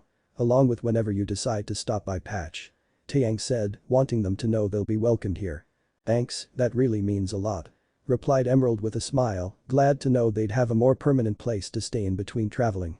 I guess it'd be good to have somewhere to stay, nearby. Said Naruto with a nod. And what about right now? Are you two planning to enroll in Beacon with your sisters? And what do you two plan on doing while you're both here? Questioned Crow, curious if they plan to enroll into a Huntsman Academy and what they'd be doing for the time being while they're here. I've considered enrolling into Beacon, especially since I'm very likely surpassing Osborne for the top spot on Salem's shitlist, given Emerald and I killed her maiden vessel. So I might as well attend the academy that can provide me with the information I need to stand a fighting chance against whatever she throws at me. Naruto replied before looking at Yang and Ruby, who both looked confused at most of what he said. And aside from helping Ruby fix Crescent Rose, I may help them with their combat training as well. Though given what I've seen, Yang may need it more than Ruby. Stated Naruto, with the blonde flipping her brother off. Love you too, bro. Yang replied, not amused by his comment. More importantly, I would like to see if I can help Ruby master her silver eyes, as well. Naruto added, which only further confused the Ravenet. My eyes? Questioned Ruby, not sure what her brother meant by helping her master her silver eyes, while Naruto went still as he finally saw the confusion on their faces, before he slowly turned to look at Taeyang and Crow. With both adults being stunned and horrified at how casually Naruto brought up Salem, the maidens, and the silver eyes in front of his sisters. And the fact that him and Emerald could be potential targets for the witch now. I need a drink, a really strong drink. Crow thought while mentally cursing at this, given this was just one more thing he needs to worry about. Even after meeting Raven and what she said, Crow had gone to speak with Osborne to at the very least get confirmation that there was an eventual end to this war with Salem. Even if he wouldn't be alive to see it. Instead, what he got was the last thing he ever hoped to hear. Flashback. Oz, please, I'm just asking for something, anything. Crow said while looking at the Beacon headmaster, having arrived at Beacon after meeting with his sister. Osborne is a middle-aged man with tousled silver hair and thin brown eyes. He has a light complexion and sharp facial features. Interestingly, Osborne has black eyebrows. He wears shaded glass spectacles and a small purple cross-shaped pin on the cowl around his neck. His outfit mainly consists of an unzipped black suit over a dark green button vest and green shirt. He also wears black trouser shoes and long dark green pants. With him always carrying around his weapon can, the long memory. Crow, I assure that everything will be revealed in time on what is to be done to defeat Salem. All I ask is you trust me. Replied Osborne before being surprised when Crow slammed his fists down on his desk. That's not good enough. Not anymore. I need an actual answer, just one damn answer. To at least know there will be an end. That one day, Salem will be stopped. I don't care if it's this lifetime, your next, or even 10 lifetimes from now. I just needed to know if it will come. Crow said, wanting to at least know that this war will end eventually, that what he's doing is making a difference and helping the fight against Salem. Crow Osborne said to try and calm him down, only for the huntsman to cut him off. And I swear if you don't give me an actual answer, I'll walk out that door and never come back. Not until I get the answers you refuse to give me, somewhere else. Warned Crow, refusing to go around in circles anymore, now wanting an actual straightforward answer. While Osborne looked at him with wide eyes, not expecting Crow of all his allies to doubt him, but also begin thinking on how he wasn't giving them all the facts. After a few moments of silence, Crow scoffed and turned to leave to go try and find answers somewhere else. There's no end. Osborne said in resignation and reluctance, while the Branwin froze in his tracks and turned around, looking at the headmaster with wide eyes. What did you just say? Crow demanded, not wanting to think Osborne just said what he thought he said. There's no end. Salem can't be stopped, she can't be killed, nothing can be done to defeat her. She always just comes back like nothing happened. That's the truth, but there is no end to this. Osborne confessed, while feeling every single lifetime he's lived and realizing just how old he really was. This entire time, you knew. You knew this entire time that this war would never end, that she couldn't be stopped. Crow shouted before going up to Osborne and punching him right in the jaw, knocking the headmaster down to the ground. What the hell have any of us been fighting for then? Demanded Crow, wondering if he's really wasted most of his life fighting a battle that they were going to lose in the end. The best I've been able to do is keep things in a stalemate between us. Hoping that eventually, I would find the answers needed to stop her. Osborne said while standing up, knowing that's all he really had anymore, hoped that one day he'd finally have the solution to stop Salem once and for all. As right now, the only other answer he had was to simply give up and bring the relics together to let the brothers finish what they did thousands of years ago. I know I have no right to ask this of you, Crow. But you must not tell anyone the truth," said Osmond, knowing if his remaining allies learned the truth, he'd really be standing alone against Salem, and then she'd win. "Fine, but I'm not doing this for you. I'm doing this, knowing that if the others found out, we'd all be dead," Crow replied, aware of the damage that would be done if word got out to the others. "But Yang and Ruby, they stay out of this, since I have no doubt that Raven already told Naruto about Salem. But my nieces, they aren't becoming part of this," said Crow, refusing to let Yang or Ruby get caught in this war, with Osmond sighing tiredly, as that's the part he always hated, getting children involved. "I would if I could. But Ruby's eyes will make her a target, whether she is involved or not. Salem will see every silver-eyed warrior as a threat to be eliminated. And I doubt Yang will stand by while her sister is being targeted and hunted," Osmond replied, making Crow scowl and curse before punching a wall, angry that he was right and they'd be involved for Ruby's eyes alone. Storm out of the office, Crow headed into the Emerald Forest to blow off some steam. Being angry enough that he needed to go kill something to calm down. Then flashback. "You didn't tell them," Naruto demanded, not believing neither of them told Yang and Ruby about Salem, the maidens, or the silver-eyed warriors. "They're kids. They shouldn't have to worry about any of that, you shouldn't even know," said Taeyang, having known Raven likely would tell him the truth but had hoped she wouldn't. "I was 10 when I learned the truth. And they have every right to know about all of this. Your ties to Osmond alone would make them targets. Hell, with Ruby's eyes alone, it'll only be a matter of time before Salem sends her minions after them. What do you expect them to do against trained killers?" retorted Naruto, knowing that Yang and Ruby would be targeted just for Taeyang's and Crow's connection to Osmond, adding in Ruby's eyes only solidified them as eventually being targeted and hunted down. "Hey. We're still in the room and would like some answers," Yang shouted, wanting answers as to what they were all talking about. "W who's Salem? A and W why would she W want to kill us, J just because of my eyes?" said Ruby, freaking out that someone would want to kill them just because she had silver eyes. Naruto looked at Taeyang and Crow with narrowed eyes, silently telling them if they didn't say anything, he would. With both men sighing before looking at Ruby and Yang. This is gonna be a lot to take in," Taeyang stated, knowing this'll be hard for them. "It goes back to when we went to Beacon with both of your moms," said Crow before he, Naruto, and Taeyang began telling Yang and Ruby everything about Salem, the maidens, and Ruby's eyes, not holding anything back as they gave them the whole truth. But Yang and Ruby being shocked, awed, and horrified at everything they've heard. "I did as saw Salem as she did she kill," Ruby said with tears in her eyes at the idea that Salem was the one who killed her mother, with Yang wrapping an arm around her shoulder having the same thoughts. We don't know," said Taeyang, hanging his head at not knowing what really happened to Summer. "What do you mean you don't know? Is Osmond the one who sent her on that mission?" demanded Yang with her eyes burning red in anger that Osmond sent Summer to her own death. "No, none of us knew what Summer's mission was or where she was going. Oz may have had a lot of secrets back in the day, but this one was Summer's secret. All of us were in the dark about what she did, if she did go after Salem or did something else. She just never came back, we all assumed she died," Crow explained while looking away. "So she could be alive. Would Salem have her somewhere?" Ruby asked, wanting to hope that was the case. "Don't even think about it. Neither of you are anywhere close to being capable of fighting any of Salem's followers, let alone Salem herself," Naruto said sternly, already seeing they were planning to do something foolish. "Yeah. Even if Salem has answers, which I'm not saying she does, neither of you are going anywhere near her or her followers," Taeyang said, refusing to lose his daughters as well. "The best thing both of you can do is just keep training and be prepared for the inevitable. But do not, I repeat do not, do anything that will only get you killed," added Crow, not wanting either of his nieces to do anything they'll regret. Both Ruby and Yang looked ready to argue, both of them wanting to find out what happened to Summer, if she was really dead or was simply imprisoned somewhere by Salem. "Both of you should listen. I know it may be hard, since I'm sure both of you love her more than anything else and want to know what happened to her. But it's not worth throwing your lives away. I only heard about Salem yesterday and I'm already terrified of her and what she's capable of. You cannot try going after her," Emerald said, having only just learned about Salem herself and could already tell she isn't someone you want to go up against, not unless you were really prepared and powerful. The sisters looking at the four, seeing just how serious they were being, along with everything they just heard about Salem, before they reluctantly nodded in agreement. "Fine. But that doesn't mean you're getting out of helping me fix Crescent Rose. And the cookies you promised.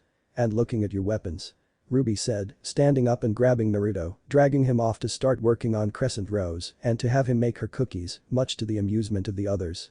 "I think I'm gonna go relax," said Emerald, heading up to the guest bedroom she'll be staying in, wanting to relax after everything that's happened today. "Come on Crow, we need to go do some shopping," Tiang said, knowing they'll need to get more groceries with 2 extra mouths to feed. "Fine, I need to get something stronger anyway," said Crow standing up, needing to get something stronger to drink after everything that's happened recently. "Hey wait up, Em. How about we do a little bonding?" Yang said, catching up to Emerald with an eager grin, wanting to learn more about her brother from the greenet and see if she can get any dirt on him. And after everything she just learned, Yang also intended to up her training, both due to her loss against Naruto and now knowing what's really out there. The blonde refusing to waste any time and do everything she can to become stronger so she can protect her family and loved ones. Naruto and Ruby had soon arrived at the latter's workshop where they soon began working on crescent rows. Starting off by taking the scythe apart and seeing which parts could be salvaged, which ones could be repaired, and which ones needed to be replaced. "This is certainly a very complex weapon you've created," Naruto stated while looking over all the parts that made up crescent rows, having grown used to the more simple weapons used in the Branwin tribe rather than the more complex transforming weapons huntsmen used. Even after meeting Emerald and seeing Thief's Respite, Naruto saw crescent rows was still much more complex in how it worked and all the parts that were used. "Yeah, I guess I did kind of go overboard in designing her," replied Ruby, while somewhat disheartened at the state her baby was in, seeing the damages done to it and everything that'll need to be replaced. "But I admit not all of the parts I used are legal," Ruby added sheepishly, with Naruto looking at her in surprise, hearing she used illegal parts to build crescent rows. "You actually used illegal parts to make this? Where would you have even been able to find those?" questioned Naruto, only for Ruby to rapidly shake her head and wave her arms around. "It's not like that, I swear. They weren't illegal when I first got them, but after some people got mutilated from using them, they were made illegal. And I just never really got around to replacing them with their legal counterparts," said Ruby quickly, not wanting him to think she stole the parts or something like that before realizing Naruto likely wouldn't care. "Ah, that makes more sense," Naruto said, since despite having just met her, he doubted Ruby seemed like the type to do anything illegal. "Yeah. And I guess this can be a blessing in disguise since I can order the legal parts now to replace them. Along with getting the parts to include a sword mode and crescent rows too," Ruby said, pulling out her scroll to order the parts while the whiskered blonde looked at her in interest. "Sword mode? Was that something you were going to eventually implement?" Naruto asked, interested in her adding a sword mode to see how well she'd use it compared to her scythe.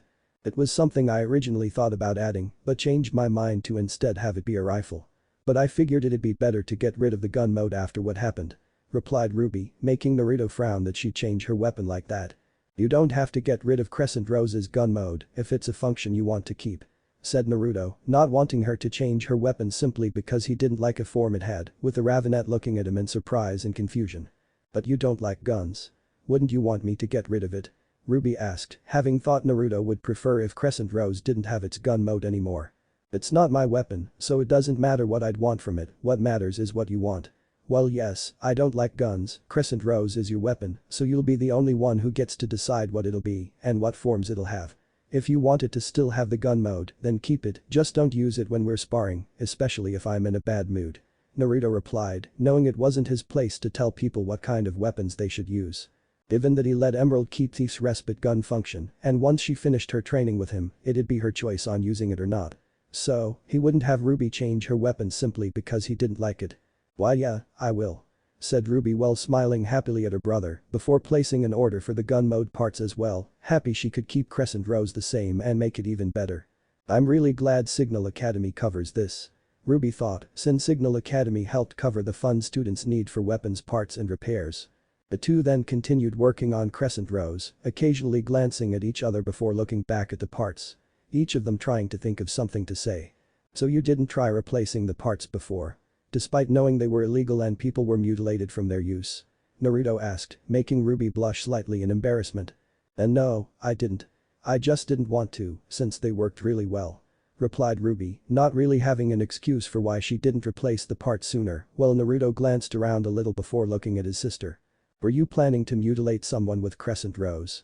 questioned Naruto, causing the Ravenet to pale and turn green at the question. No, I wasn't planning to mutilate anyone. I just didn't really see a reason to replace them if they worked on Grim," Ruby said quickly, getting a nod from the swordsman as they fell back into silence. "What made you decide to use a sword?" Ruby asked, wanting to talk about something else. "Aside from my mother using a sword, making it easier and quicker for me to learn to use one, it was also more useful and effective than a transforming weapon," replied Naruto, having always found transforming weapons too complicated and too high of a chance of something going wrong. How was it more useful and effective? Ruby asked warily, not sure if she wanted to know. It allowed for more quicker kills, especially with the styles I know being focused on fast movements and killing targets before they can react. Naruto said, making Ruby pale slightly and gulp. Right. Oh, what do you think so far of everyone, me, Yang, Dad, and Uncle Crow? Questioned Ruby, wanting to change the subject again. It's been interesting so far, though I don't agree with their plans to not tell you or Yang about Salem. Since I find it rather foolish, given your silver eyes and their ties to Ozpin alone put targets on your backs. Naruto replied, with Ruby nodding slowly, still shocked at everything she and Yang were told. But I can't deny that I'd also hope to eventually one day meet you all, to learn more about you than what my mother told me. I even hope to meet Summer, she sounded like an amazing person. Added Naruto, causing the silver-eyed girl to look down solemnly at the mention of her mother. Yeah, she really was. I don't have a lot of memories of her, with how young I was when she left. Yang remembers her better than I do. But what I do remember, she was the greatest mom anyone could ask for, and I wanted to be just like her. Ruby said sadly, wishing her mother could be here now to see her become a huntress. I'm sure she'd be proud of both you and Yang, with how far you've both come. Naruto said, making Ruby smile and nod in thanks. Also, one thing I won't deny was that I fully expected that should I ever get the chance to meet any of you, it'd be on opposite sides, and I'd be forced to kill you. Since I doubt any of you would have been able to bring yourselves to kill me, and I wouldn't let myself be captured. Added Naruto, causing Ruby to lose her smile and sweat drop while laughing nervously, but just equated it to him being raised by bandits than actually being malicious. Though it did make her glad that he left the Branwin tribe and came to meet them himself. But Yang and Emerald. Meanwhile, Yang and Emerald were walking through Vale making small talk. So what exactly do you do besides hang around my brother? Questioned Yang, wanting to know more about her twin's friend student to see if it'll help her learn more about Naruto as well. Usually just training or doing anything that interests me at the time. But I do have one thing I enjoy. Emerald said with a smirk before looking around until she spotted someone. Just wait here and watch. Said Emerald to Yang, confusing the blonde girl, but nodded in response as Emerald went to approach the person she saw. But Yang watching as Emerald seemed to put on a show of accidentally bumping into the person, knocking them both down. Before she then hastily began apologizing and helping them, handing them stuff that they dropped before going on her way. Though what Yang noticed, and the person didn't, was how Emerald had snatched their wallet during the whole thing. The brunette smirking back at the blonde girl and motioned her to follow her again, Yang running up to Emerald with a small frown. You steal from people. Yang stated, already knowing she was a thief before Naruto met her, but thought she stopped afterwards. Yeah, but now only from those that wouldn't miss a couple lean. Along with taking a chance to mess with the really rich assholes, like a certain Atlas CEO.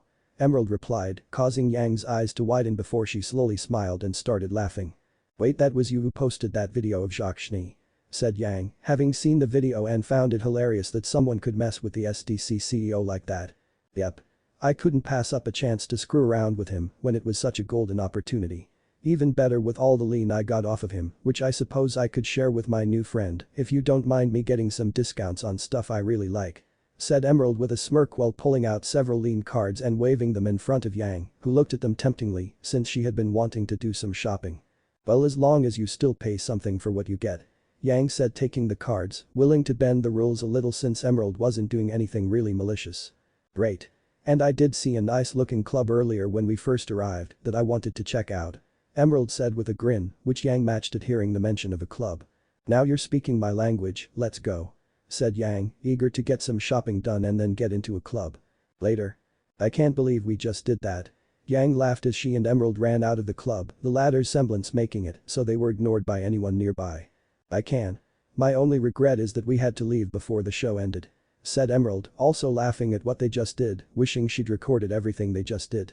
The reason for their amusement being that after the two had gone shopping where they got new outfits, ammo for their weapons, dust, as well as several items they could use to mess with people. All of which they got with large discounts for, thanks to Emerald's semblance. With Yang at least wanting to pay for some of the items, though had been willing to look the other way for things she really wanted. While Emerald had also taken some stuff that had also caught her eye. They had then gone to the club the brunette mentioned, with her semblance helping them get in. With them having enjoyed themselves for a while, even having a few drinks, before Yang suggested causing some chaos. Leading to them using some of the stuff they bought, putting glue and thumbtacks on several seats, laxatives in everyone's drinks, and finally throwing hundreds of marbles roll on the floor. Along with setting up several firecrackers all over the club. finishing it by breaking into the back and putting chili powder and itching powder into the sprinkler system. But the two girls having simply watched as the mayhem unfolded, much to their amusement, even more so once the firecrackers began going off, while Emerald took it a little further. Having broken into the club safe to steal all the lean they had, along with taking some of the more high-class drinks they had stored in the back. Leading to the two then making a break for it before anyone could notice nothing happening to them, but not before setting the sprinkles off as they did so. "If my dad ever found out I did that, he'd ground me for life," Yang said after they stopped running, once they were far enough away from the club. "And are you gonna tell him?" Emerald asked with a smirk, already knowing the answer as Yang shook her head. "Hell no. That was the most fun I've had in a long time, there's no way I'd pass up doing it again," replied Yang, not thinking she'd have that much fun breaking the rules and messing with people. "Then stick with me and you'll see just how good it feels to be bad," stated Emerald, eager for the chance to show Yang more of the fun they could have by breaking a few rules. "I'm sure you will, as long as you see that there's fun in bending rules too," Yang said, with a grin at nodding, knowing that could be just as much fun. The two then proceeded to head to the docks to catch a ferry back to Patch, after seeing it was starting to get late. Only for Emerald to notice that Yang soon gained a thoughtful and downcast expression, rather than still looking happy and satisfied with their trip. "You're thinking about Naruto, aren't you?" Emerald stated, figuring that Yang would still be thinking about her brother, given how their reunion went and then everything that was revealed to her and Ruby. "Yeah, it definitely wasn't the reunion I was hoping for. When I first learned I had a twin brother, I was shocked and sad at never getting the chance to meet him, but then I was happy that I had another sibling. One I would hopefully be able to meet one day. I even had this picture in my head of what it would be like when we did finally reunite and what Naruto would be like. Then when we finally do meet he knocks me down without even trying," replied Yang, having wanted to meet Naruto ever since she learned about him and imagined how their reunion would play out.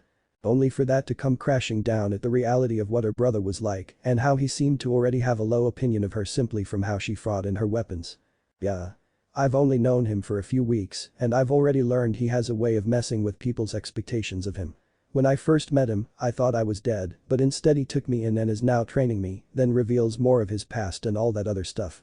Not to mention his personality definitely isn't what you'd expect," said Emerald, knowing that Naruto was certainly different than how one would imagine he's like, with the blonde nodding in agreement. "Tell me about." It doesn't help that it seems Ruby's getting along with him better and is already becoming his favorite sister. Even with what happened to Crescent Rose. And it seems like Naruto doesn't even care about spending time with me," Yang said, feeling hurt that it seemed like her brother didn't want to spend time with her. "Don't take it personally, despite how he acts and sees himself, Naruto's not as cold and uncaring as he likes to portray himself. If he was, I doubt he would have let me live, let alone help me, after I tried stealing from him. Nor would he have felt guilty over breaking Crescent Rose and offered to help Ruby fix her. If anything, I think that deep down, Naruto is a kind person and does want to help people. But his upbringing and having to act that way to a bunch of people he doesn't like, except your mother and his late girlfriend, for so long. He probably isn't even aware of it himself and just doesn't know how else to act. But now he's free of that life and doesn't have to act that way so much anymore, it could give him time to figure things out for himself. Just give it time and I'm sure he'll want to start spending time with you," assured Emerald, making Yang smile at her in thanks. "Thanks, and you're right, I just need to give it time since we did just, officially, meet each other. Besides, knowing Ruby, she'll likely get back at Naruto for breaking Crescent Rose. Probably by holding it over his head and wrapping him around her fingers. So that'll definitely be a sight to see," said Yang, knowing for how sweet and innocent her little sister can be, when it comes to her weapon, she can become incredibly vindictive to anyone who damages it in any way. "I think she's already making a good head start on that. Give it time and she'll have her own personal butler," Emerald stated jokingly, getting a laugh out of Yang as she just imagined Ruby ordering Naruto around like that and him folding at the mention of Crescent Rose. After reaching the docks and catching a ferry to the patch, the duo returned to the Xiaolong Rose cabin, being met with Taeyang and Crow already being back. "You girls arrived just in time. I was just getting started on dinner," Taeyang said, looking out from the kitchen to see Yang and Emerald walk in, before they all looked to see Naruto and Ruby come out of the latter's workshop as well. "If you're making dinner, I can help," offered Naruto, surprising everyone at hearing he can cook. "You can cook?" questioned Crow, looking at his nephew with a raised brow. "Given that I was part of a now destroyed nomadic bandit tribe and was being groomed as its eventual leader, it's kind of warranted that I knew how," Naruto replied, as aside from training him to fight, his mother did also make sure he was capable of taking care of himself if he was ever on his own. "Huh, that does explain more," thought Emerald, not as surprised as the others, given how they hunted and foraged for food when they were camping. And sure, it never hurts to have an extra pair of hands. Tiang said, smiling at Naruto, who nodded and went into the kitchen to help prepare. Later. It wasn't long before dinner was ready and everyone sat down to eat, being surprised at how good the food tasted, amazed at how good of a cook Naruto was. This is really great, Naruto. I can't wait to see how good the cookies you can make are. Ruby said, smiling eager at the idea of having homemade cookies. Well, you'll have to wait since it's been a long day. I can make them tomorrow. Replied Naruto, wanting to simply rest and focus his mind after everything that's happened, only to see Ruby deflate and look like he kicked her puppy. Oh, I see. I was just really hoping for cookies today, since they always cheer me up. And all the work that crescent ras rose still and needs done. I was just hoping to have something nice done. But okay, I'd see can wait. Said Ruby while developing some tears in her eyes, making Naruto mentally groan. Fine. I'll make your cookies after we're done eating. Naruto said, relenting to her desire, with a ravenette's expression immediately turning into a large grin while her tears vanished. Yeah. Cookies. Ruby cheered, much to everyone's amusement at seeing how easily she got him to change his mind. Okay, yeah, this is way better. Yang thought, knowing she'll be getting so much blackmail material with this. Evernight Castle. Meanwhile, within Evernight Castle, Salem looked down at Vermilion Radek, who was bound before her. Vermilion is a tall man, dark-skinned man, with long, spiky, red hair. With his attire consisting of black boots with red soles and red straps at the top, maroon pants with dark red pockets and kneepads with black diamonds on them, a black shirt with tearing along the collar, a red leather jacket, red fingerless gloves, and a dark grey pig mask with a scar through the right eye over his face. What is your bidding, your grace? Questioned Vermilion, wondering what Salem had summoned him here for, only knowing it had to be important that he had to come here personally. I have need of your unique talents, Vermilion. I have placed a hit on two individuals, Naruto Uzumaki and Emerald Sustrai, as they have recently put a very large dent in my plans.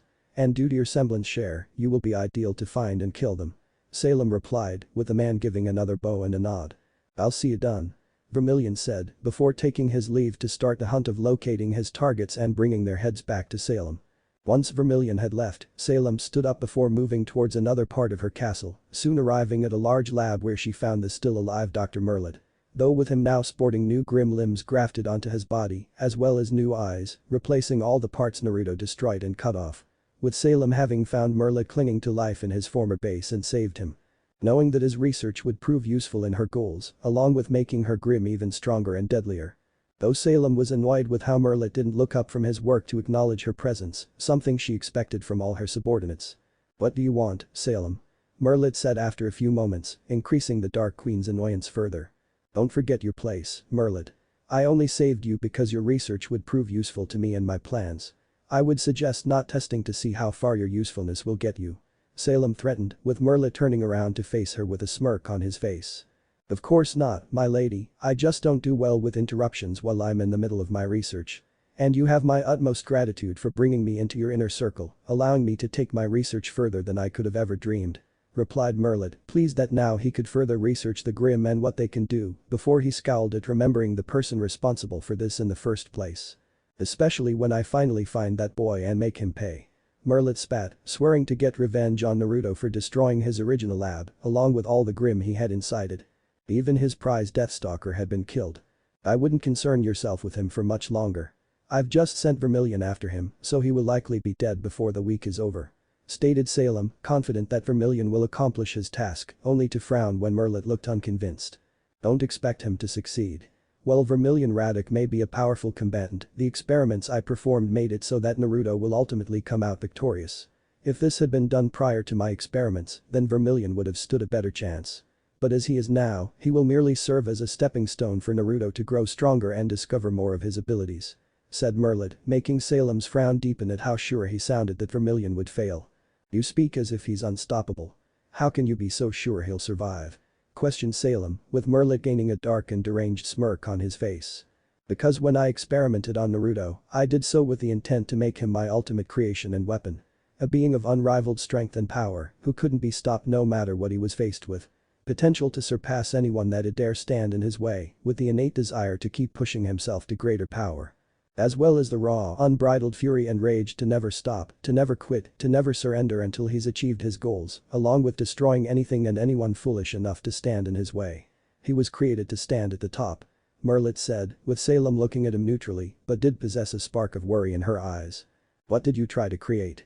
Salem said, wondering just what kind of creature Merlit had made, with the doctor chuckling madly. As the entire time he had experimented on Naruto, he had only a single thought in his mind, one idea of what he was intending to create. Wishing to make a being unlike anything the world had seen before and one that no one could hope to stop. Something that could only exist in a person's darkest and most twisted nightmares, only he's now made such a being a reality. The living devil. A month has passed since Naruto and Emerald started staying at the Xiaolong Rose cabin, with Naruto having spent most of his time helping Ruby fix Crescent Rose. With the new parts having arrived, allowing them to start repairing the scythe, as well as adding in the sword mode. The half-siblings now looking over the completed and repaired Crescent Rose Mark II, with Ruby smiling brightly and excitedly as she picked up her weapon. It looks so amazing. Ruby squealed as she changed it into the new sword form, with it resembling its standard gun form, but with the straightened scythe blade being revealed, and alongside the underbarrel of the gun, and the butt of the gun, having folded into a hilt. Allowing Ruby to be able to still wield it like a sword, but also fire the gun part as well either at Grim or to propel herself through the air, like in its scythe mode. I admit, it does look even more effective. It will also provide greater versatility in fighting at close range, in addition to long range and medium range. Once you master using it as a sword, I'm sure you'll be a dangerous opponent to face. Stated Naruto, knowing Crescent Rose is even more dangerous than before with its versatility, especially against those that'd know how to use such a weapon. I know, it's so exciting. I'll be able to take down so many Grim with my new and improved baby. Said Ruby before she gained a downcast expression.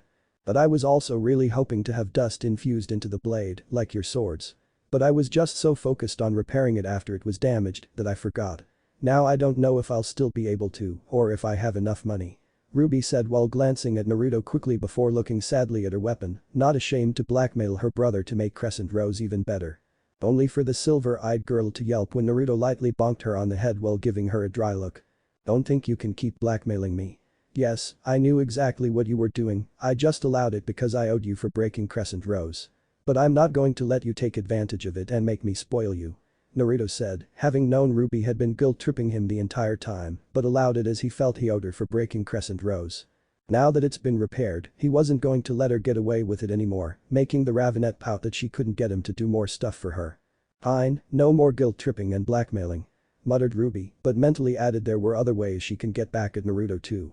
I wonder if Yang and Emerald would be able to help me with some pranks. Ruby wondered, knowing they've been getting into their own trouble whenever they went out into Vale. Though I'll admit it's been nice helping you work on Crescent Rose, Ruby. You can be very passionate about something you like doing and seeing you work on your weapon has been interesting. It's also been nice getting to know you as well.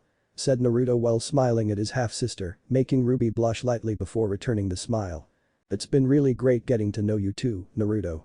And thanks for your help in fixing Crescent Rose and all the other stuff, despite knowing what I was doing. Ruby replied, while mentally deciding to take it easy on Naruto with her payback. Don't worry about it, besides, it'll just make it more fun when I beat you in our sparring match. Naruto stated with a smirk, since the Ravenet wanted to test out Crescent Rose's sword form against him. Never mind, he will suffer the consequences. Thought Ruby, now swearing to make him suffer her wrath. Say that again when I've beaten you. Retorted Ruby as they exited her workshop, finding Yang and Emerald in the living room watching TV. Wow, you two are actually coming out of there. Quick, get a camera before they disappear inside again. Yang said in a sarcastic and urgent tone, given they'd been spending most of their time inside the workshop. Oh Yang, I think I see a hair out of place. Did you only spend 10 minutes working on your hair, rather than 30?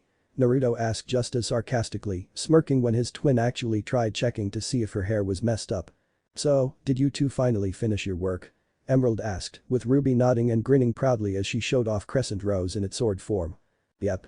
Now I have a sword, a gun, and a scythe all at once. I will be unstoppable. Declared Ruby before yelping when Naruto flicked her forehead, making her stumble back. Look at that, I think I just stopped you. Naruto stated, making Ruby narrow her eyes at him while rubbing her forehead. My vengeance shall be swift. Ruby said before rushing outside, while Naruto rolled his eyes before looking at Yang and Emerald. She wants to spar to get a feel for Crescent Rose's new sword mode and believes she'll win. said Naruto as he went outside, with Yang and Emerald trading a look before getting up and going outside as well to watch and make sure things don't get out of hand, like last time. Heading out onto the porch, Yang and Emerald saw Naruto and Ruby standing across from each other, with Ruby holding Crescent Rose in its sword form, while Naruto had taken out Kanshu and Bakuya. Not a moment later, Ruby charged towards Naruto, swinging her sword at him, which he blocked with Bakuya before swinging Kanshu at the Ravenet. With Ruby ducking under the slash then pulling the trigger, firing a shot off beside Naruto's head, disorienting him from the bang. Along with also propelling herself away from him, before she sped around and attacked him from behind. With Naruto moving Kanshu behind him, blocking her strike again before kicking his leg back, slamming it into her chest and knocking Ruby back. The silver-eyed girl then being put on the defensive as Naruto charged her bringing Bakuya down her, Ruby raising her sword up blocking the strike. Then bending backwards when he tried slashing at her midsection, speeding away to put some distance between them. Ruby then sped back towards Naruto and began running around him, trying to hit him, while the whiskered teen blocked all her strikes. His eyes darting around before he managed drop down and seep Ruby's legs out from under her. The sudden stop causing Ruby to go flying through the air, but she managed to catch herself by stabbing her sword into the ground. Flipping in the air, the Ravenet landed on her feet ducking down in time to dodge a slash from Bakuya. Before she then pulled her sword out and thrusted it forward to stab at Naruto, who blocked it with the flat side of Kanshu as he then jumped back. With Ruby going right after him swing her sword at him, which he blocked with both his blades, leading Ruby to quickly flip over him. Bringing her sword down to hit him across the back, Ruby was surprised when her half-brother suddenly spun around her, dodging her attack completely. Then before she could react, Naruto slammed the hilt of Kanshu into her hand, making her yelp as she lost her grip on Crescent Rose. Dropping her weapon before fine Kanshu pointed at her neck, while Bakuya was aimed at her heart. "Oh man," Ruby muttered, having hoped to at least be able to hit him once, while Naruto stepped back and put his swords away. "You did better than I expected. If you were using all of your weapons forms, it would have been a tougher challenge, but one I still would have won," said Naruto with a smirk, while Ruby stuck her tongue out at him while picking up Crescent Rose. "Thanks, I think. And I may have used Crescent Rose's gun form like a club a few times, it didn't seem that different," Ruby replied, only to yelp when Naruto flicked her on the forehead again. "Don't ever think that, there's a difference between a sword and club, one requires skills and precision to use, and the other is just a blunt object you swing around. If you're going to use a sword, then you'll have to learn how to actually use one," said Naruto, making the Ravenet nod, having seen how Crew uses Harbinger in its sword form, knowing she'll need time to learn how to use her own sword form. "Before you do that, I was actually hoping if we'd be able to spend some time together," Yang asked, hoping to get the chance to spend time with her brother before he started spending even more time with Ruby. "You'd be welcome to join us during training," replied Naruto, making the blonde girl deflate slightly that he didn't get what she meant. "I was actually hoping to get some training done on my own," Emerald said, wanting to help Yang spend some quality time with her brother, plus she did want to train on her own to impress Naruto with what she's learned herself. "And I want to get used to using Crescent Rose as a sword first, before we start training," added Ruby, knowing she's basically been keeping Naruto to herself the entire time and knew Yang wanted a chance to spend time with him as well. Naruto looked at the two with a raised brow before he looked at Yang and saw the hopeful expression on her face, realization soon dawning on him. The whiskered teen realizing the entire he's been here he's either helped Ruby with repairing Crescent Rose or training with Emerald. But he hasn't really spent any time with Yang, not that he didn't want to. He just wasn't sure how, given their first meeting and how they didn't really seem to have much in common. Naruto didn't know how to go about approaching Yang to see if she wanted to spend time together. "Alright, I guess we can hold off training for a while. That means I also now have a lot of free time if you had something in mind, Yang," said Naruto, smiling at his twin, much to her joy at finally getting the chance to spend time with her brother. "Yes. What time can I pick you up?" Yang asked, confusing Naruto at her choice of words. "An hour, I guess," Naruto said in confusion, with Yang smirking. "Great, I'll see you in an hour for our date, bro," said Yang before going back inside while mentally laughing at the embarrassed and confused look on Naruto's face. While Emerald and Ruby couldn't help but feel annoyed and jealous for some reason at Yang calling her and Naruto spending time together a date. Despite knowing she was just doing it to mess with Naruto, they still felt jealous about it for some reason. With Naruto being confused and embarrassed at Yang calling it a date before shaking his head, figuring she's just trying to mess with him. Though was curious about what she had in mind for what they'll do together. Later. After an hour Yang kept her word and picked up Naruto for them to go out into Vale to spend some time together. "So, what did you do before coming to Patch? Like what did you for fun or like doing?" Yang asked after trying to think of something to talk about before settling on hobbies. I mostly just trained, learning different sword styles to improve myself, along with taking care of my old sword before I gained the Yamato. Sometimes, I'd also travel around to different cities to see what they were like. But aside from that, I never really found anything that interested me. What about you, what do you like to do during your free time? Naruto asked while looking at his sister curiously. Mostly training too, along with working on Ember Celica as well. I also work on my motorcycle Bumblebee, not to mention coming here to Vale to check out the clubs, sometimes cause some trouble if anyone starts annoying me. Replied Yang with a smirk, having gotten into a few fights before, not to mention whenever she and Emerald got into trouble. A motorcycle? Does it have weapons? Naruto asked, getting a raised brow from Yang. No, since I already have my gauntlets. Yang said, not sure why she'd need to put weapons on her bike, while Naruto shrugged in response.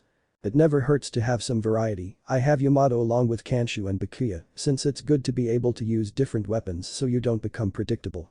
Plus, it'd certainly be shocking for anyone that sees to see a motorcycle turn into a weapon. Stated Naruto, making the blonde brawler laugh as she could just imagine the look on people's faces to see a motorcycle turn into a giant weapon. Well, putting it like that, I may consider turning Bumblebee into a weapon, if only to see the looks on people's faces. Said Yang with smile before looking at her brother. What's with your semblance anyway? I know it lets you teleport, but how does that work? Yang asked, confused as to how his semblance worked. My semblance allows for both long-range and short-range teleportation, the latter you've already seen I make use of in combat. The long range though is trickier, given the way it works is it either lets me open a portal to a location I've been to or align with my intent. For instance, if I wanted to be somewhere safe, a portal would open up in a safe location. I can also just have a specific destination in mind, even if I've never been there, like when I opened a portal to Patch for me and Emerald to arrive through. Naruto explained, making Yang look at him in surprise at how much his semblance could do. Yeesh, and all my semblance does is make me stronger when I take damage.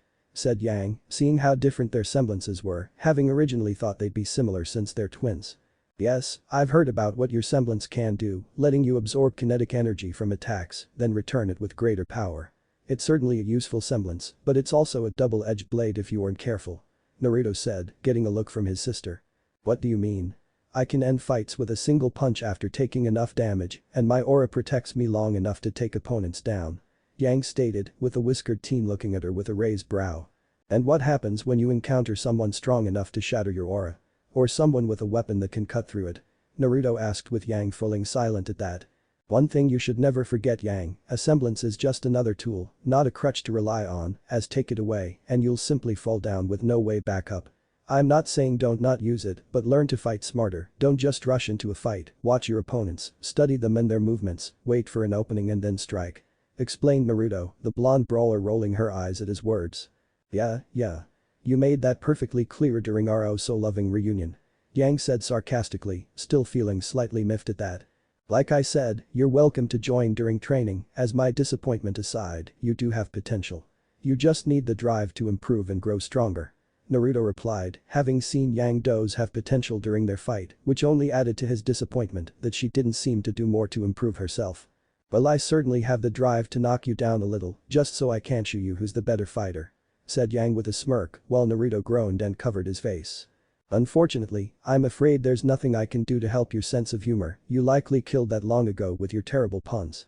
Stated Naruto, while Yang simply laughed before spotted a club down the street. Sweet. There's a club I've been to a few times, it's a great place to go to have some fun and get some information. Yang said, grabbing Naruto by the arm and pulling him towards the club. I'm not really sure about that. Clubs aren't exactly my thing. Said Naruto, not really liking clubs, finding them to be too loud and crowded for his taste. Oh, don't be a baby, how can you know if you like it if you've never been to one?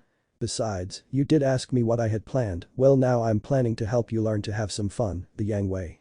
Stated Yang, with the swordsman rolling his eyes, but allowed his twin to pull him along, if only to satisfy her.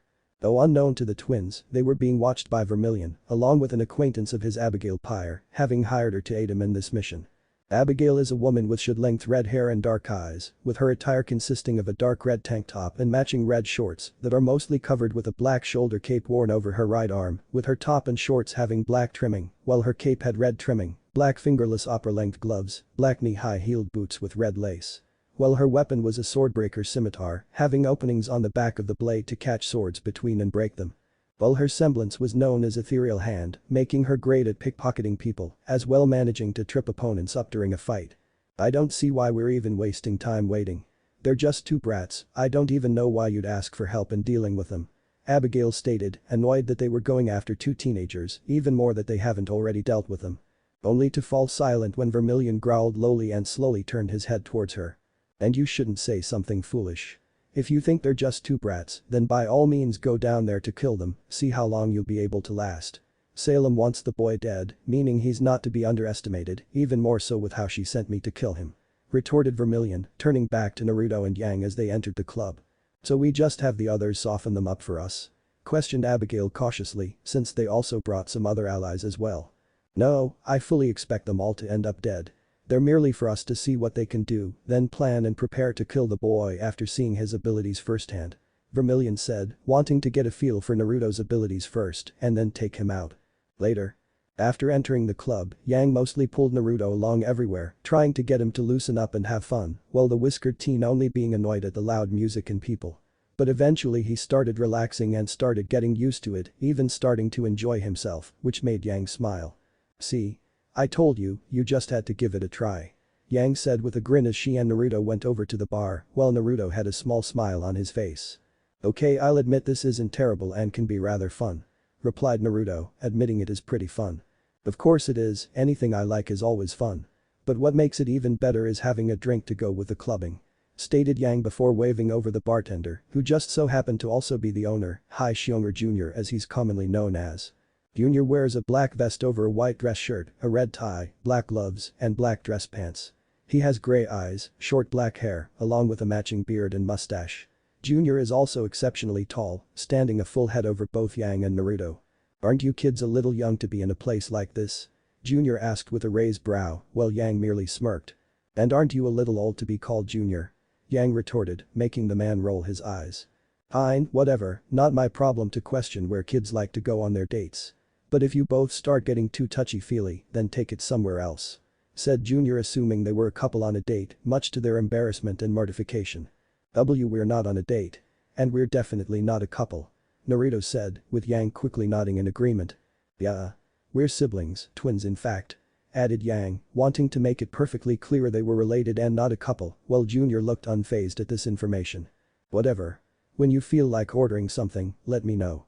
Junior said before walking away, leaving the embarrassed twins behind as they sat in silence. Well, that was, Yang muttered, looking everywhere but Naruto. Yes, said Naruto, also avoiding looking at his sister. The two glancing at each other before quickly looking away, though they tensed when they heard a sudden crash while all the noise came to a stop. Turning to the source of the crash, their eyes widened when they saw Vermilion, Abigail, and 60 Hana Guild foot soldiers enter the club. With the crash having come from the guard posted just outside crashing through the doors by Vermilion. The masked criminal now carrying his flail, holding the handle in one hand and the 30-foot length of chain in the other.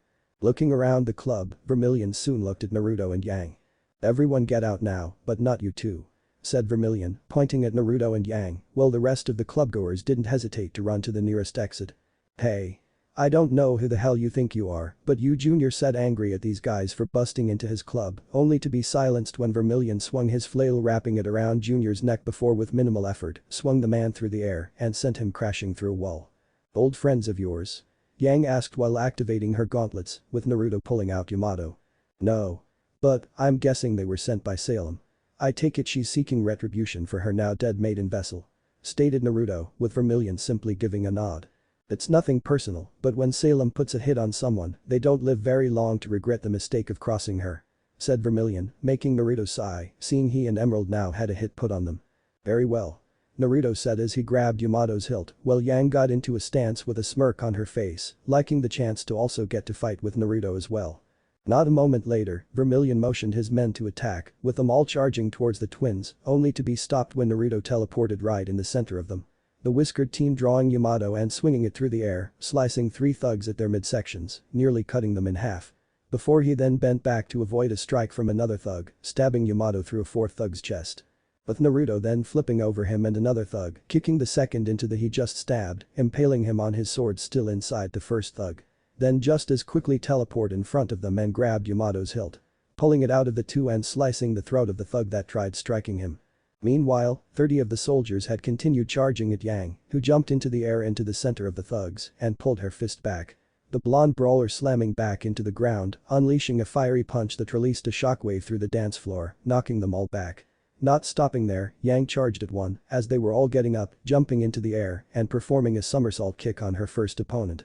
She then turns around and uppercuts a second one, following it up with a spinning kick that sends another two tumbling away. The rest of them then came charging at her, with Yang shooting at the first one in front of her and kicks behind her at another.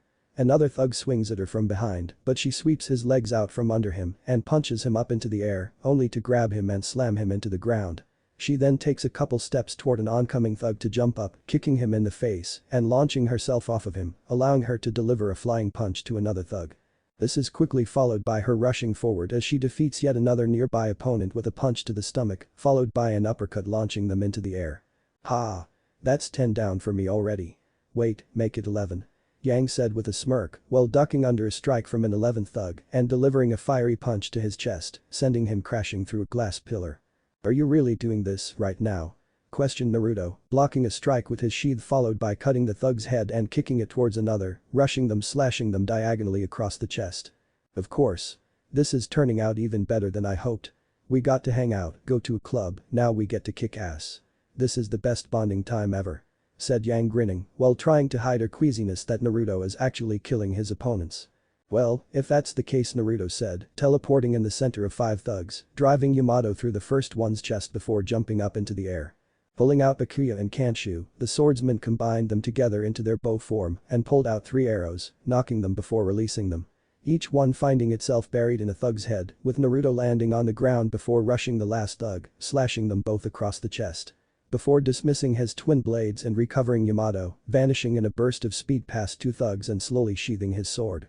But blood exploding from the thugs once Yamato clicked and was fully sheathed. I believe that puts me at 15. I'm up by 4. Said Naruto, looking at his twin, with Yang smirking at this. Before she notices several more assailants rushing her from behind and fires a shot, using the recoil to send her flying towards yet another group of enemies. She elbows the first thug and kicks him away, while another attempts to swing at her, but is promptly blocked and shot in the face. Yang then swings around under his arm and punches him once more.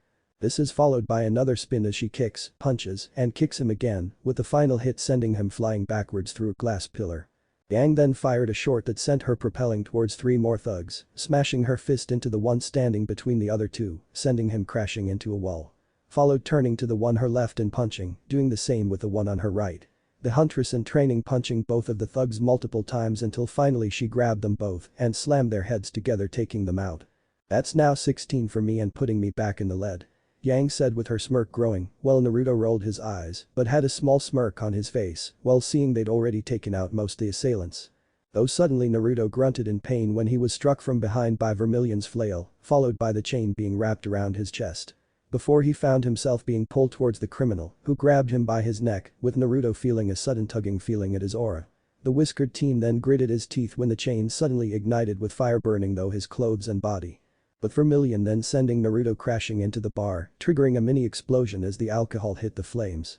Naruto. Yang shouted in shock and horror at seeing him being hit to flames, though before she could rush to try and save him, she gagged as Vermilion suddenly appeared in front of her, wrapping his flail's chain around her neck. With him then launching her into the ceiling, the blonde brawler crashing through it before she was then yanked right back down and slammed into the floor. Then finding herself pulled right towards Vermilion, who slammed his fist right into her face. The impact being strong enough to shatter Yang's aura as she was sent crashing into the wall, falling to the ground unconscious. We're done here, let's go. Vermilion said, walking over to the unconscious Yang and threw her over his shoulder, the Redeed looking towards the flames to see Naruto coming out, covered in burns that were slowly healing, his eyes widening when he saw Vermilion head Yang. Let her go. Said Naruto about to teleport to Vermilion, only to be shocked when the man suddenly teleported in front of him, slamming his fist into his face and sending him crashing into a wall. You want her back? Then come to this location.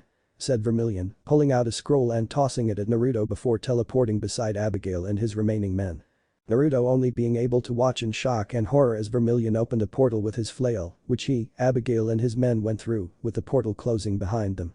No. Damn it. Naruto shouted and cursed, not believing this is happening again, that he's left powerless to save someone.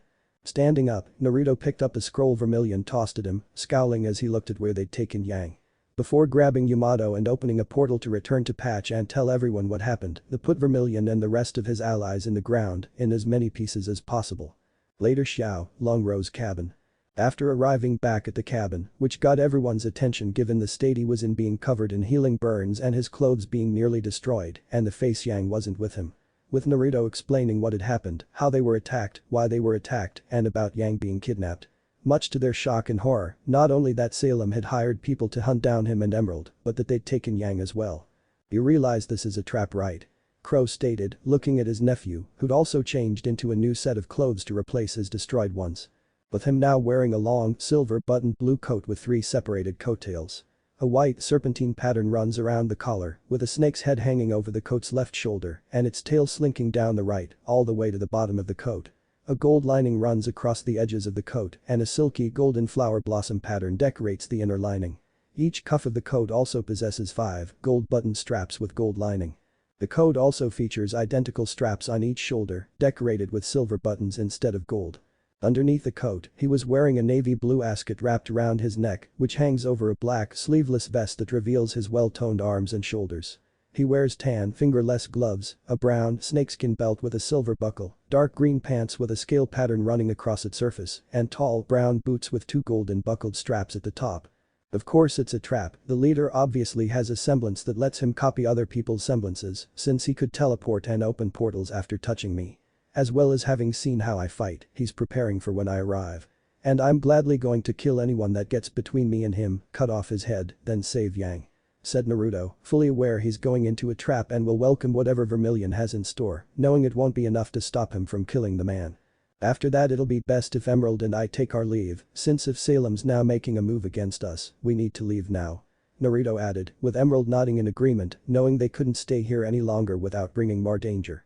Which disheartens Ruby, Taeyang, and Crow that they had to leave so soon, but they also understood their reasoning. "I want to go. I want to help save Yang and bring her back," said Ruby, worried and fearful of what could happen to her sister. "Absolutely not. You aren't going anywhere, Ruby. This is beyond just simple grim or even regular criminals. These people work for Salem, that means they have no reservations about simply killing anyone that gets in their way. Especially you, with your eyes," Taeyang immediately said, refusing to have both his daughters in danger, and while he is worried about Naruto, he knew that he's capable of handling himself in these situations. "Ai's right, kid. This is way out of your league, though I understand where you're coming from, wanting to save your sister. But we can't save her if we also have to look after you. Though I'll be going as well," Crow said, looking at Naruto and Emerald, not planning to sit back while his niece is being held captive. "I don't care. I already lost my mom because of Salem. I'm not losing Yang too," Ruby said, not wanting to lose someone else she cares about because of Salem and her followers.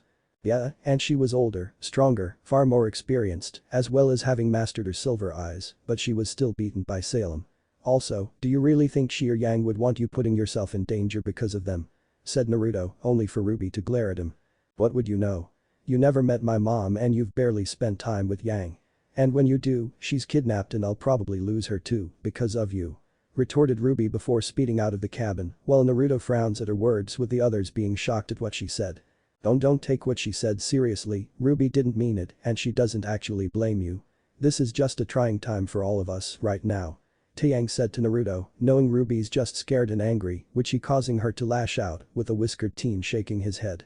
"It's fine. What matters is just getting Yang back now," Naruto said, with the others nodding in agreement. "Then let's go kick some ass," said Emerald as she, Naruto, and Crow began preparing to head out to the location where Yang is being kept. None of them noticing how they were being watched by a particularly attentive raven before it flew off. Unknown location. Meanwhile, Yang had started coming to from being knocked out by Vermilion, only to find herself strapped to a metal table. Unable to break her restraints or even use her aura or her semblance, making her worry of where she was and what was happening.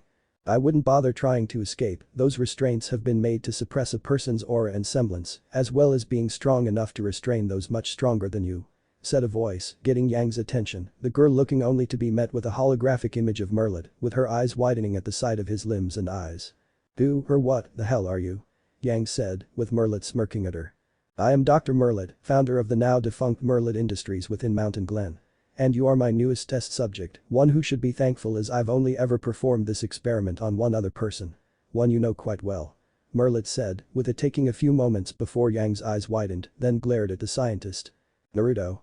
What the hell did you do to my brother? Demanded Yang, glaring at Merlit. I gave that brat power beyond anything anyone could ever hope to achieve. And how does he repay me? Crippling me, destroying my lab, killing all of my Grimm, and taking my sword. Shouted Merlit, scowling before smirking at Yang. But I did get my own personal revenge when I had that girl he was with killed. Even if it happened before I started my experiments. It still feels good, knowing I could cause him such pain. Merlit revealed, making Yang's eyes widened. You? You're the one who killed his girlfriend. Yang said, now hating this guy even more that he not only experimented on her twin, but also is the one who killed his girlfriend. Yes, I was. Though, truthfully, she was merely a casualty as I only intended to capture the boy. Her being there was unforeseen, but a pleasing development for the pain it caused him. Stated Merlit, while Yang simply glared at him. Why did you even go after Naruto? What did you do to him? Yang demanded, wanting to know why Naruto was chosen of all people for this lunatic's experiments. Simple, I required a powerful specimen, one that had the strength and will to survive my experiments, and I couldn't have found a more perfect one. He possessed the strength, the will, the killer instinct, and the drive to be the best. Even before those experiments I could see that he desired greater power, greater strength, and I was merely obliged to give to him. As for what I did, I made him into the perfect hybrid between human and Grimm. Merlit said with a mad grin at revealing what he'd done. He what? Said Yang as her eyes widened at he just said. He became my crowning achievement. Possessing the unbridled raw aggression and power of the Grimm as well as strive to succeed and evolve from humanity. His potential was limitless and so his power would be limitless.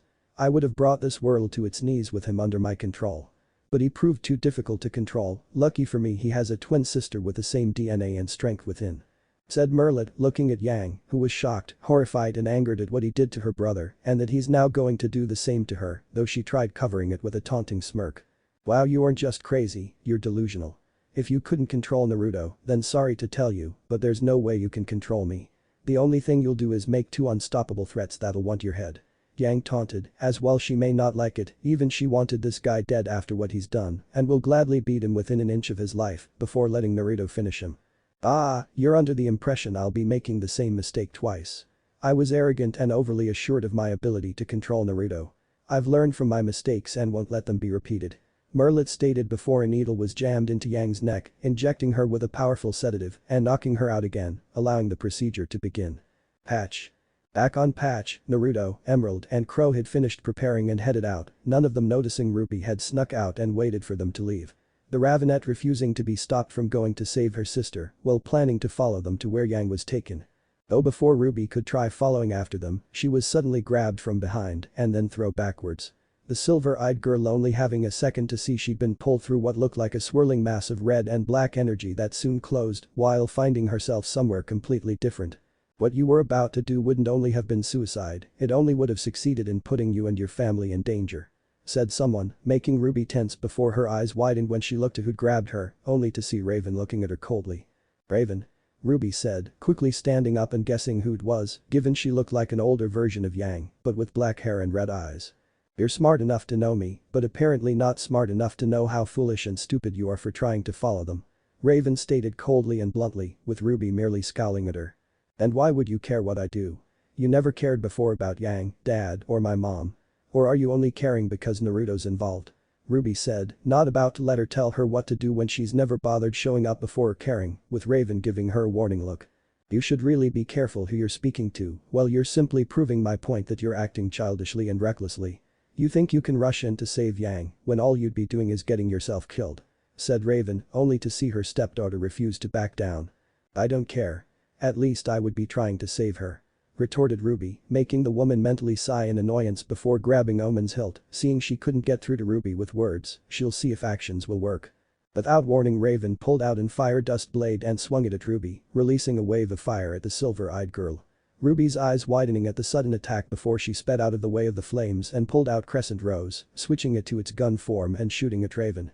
The woman blocking all the shots with her sword before the dust blade broke and she replaced it with a gravity dust blade. Brushing her stepdaughter, Raven swung her sword at Ruby who quickly switched Crescent Rose to its sword form and blocked the strike. Only to find herself being pushed back as Raven continued her assault before using her scabbard to smack the younger Ravenet sword aside. With Ruby gasping in pain when Raven thrusted her sword at her, unleashed a blast of gravity that knocked her into a tree. Sheathing her sword before switching to an ice dust blade, Raven pulled the trigger on her scabbard, launching her blade out. With her rushing and grabbing it, making Ruby's eyes widen as she rolled out of the way, just as Raven sliced right through the tree and knocked it down, with it being encased in ice. Switching back to her gun mode, Ruby began speeding around Raven and firing at her, only for the woman to switch blades again. This time to a hard light dust blade, which she stabbed into the ground to form a shield around her. Before she then swung her sword through the air, creating hard light copies of which she fired through the shield around her. The sudden blades forcing Ruby to duck down to avoid getting by them. Only to suddenly be blown away as Raven dropped the shield and changed to a wind dust blade, swinging it at Ruby while releasing blasts of wind at her. Gritting her teeth, Ruby changed crescent rose to its scythe form and stabbed the blade into the ground to keep herself in place. Managing to grab the lever and fire off a few shots at Raven, forcing her to block them as her blade broke from the impacts. Acting fast, Ruby pulled crescent rose out of the ground before, to Raven's surprise, she actually threw the scythe at the woman. Switching to an ice dust blade, Raven stabbed her sword into the ground, forming a wall of ice that crescent rose stabbed into. With this giving Ruby the chance to quickly speed around the ice and straight towards Raven, managing to kick the woman in the face while grabbing crescent rose and pulling it out of the ice. Followed by going back to its gun form and firing at Raven, getting another shot at her with her aura flaring around her. Though Raven was quick to recover and switch to a lightning dust blade, swinging it at Ruby and releasing a blast of lightning at the girl. With Ruby quickly speeding out of the way, only for eyes to widen when she suddenly found her legs encased in ice, while Raven now held her sword at her neck. If I was taking you seriously or if I wanted you dead, you wouldn't have even had time to draw your weapon. Salem and her allies won't have the same restrictions, some of them may even toy with you just to watch you helplessly struggle before killing you. They won't care about what you say, what you do, what you want, nothing. The only thing they'll care about is bringing your head to Salem, and that's if you're lucky. Raven stated, looking at Ruby with narrowed eyes before switching to a fire dust blade and stabbing it in the ice, melting it and freeing Ruby. But the girl simply falling on her butt as she finally began understanding what Raven and her family were trying to tell her. I know it's dangerous. And that I could really be killed. But I'm just angry. I'm angry, sad, scared, and confused, and I don't know what I'm supposed to do. Ruby said while grabbing her head, since she didn't know what to do, while Raven sighed and sat down next to her. Yeah, I understand the feeling, more than you could know. Said Raven, looking at Ruby and hesitating before putting a hand on her shoulder, surprising the silver-eyed girl. And despite how the match turned out, you actually managed to impress me a few times, and I can see that you have a lot of potential. Just like your mother. Raven said, seeing potential in the daughter of the late woman she loved, surprising Ruby again at being compared to her mother. I still wish I could do something. Said Ruby, not wanting to just do nothing, with Raven nodding in understanding. I'm sure you do, but for now, just let those with more experience handle it. And if you want I can take over your training to use a sword while Naruto and Crow are away. Offered Raven, much to Ruby's shock at the offer. Yeah, that'd actually be really great. Ruby replied, accepting the offer, wanting to get the chance to grow stronger and better protect her family. Along with swearing to apologize to Naruto as well. Feeling bad about what she said to her half-brother and swore to apologize when he, Emerald, and Crow got back. What if Naruto is Ruby's twin brother rwby? And thanks for watching my video till the end. If you enjoy this content, then do consider subscribing to my channel and leave a like if you guys need the next part, comment down, and thanks for watching the video and see you guys in the next video.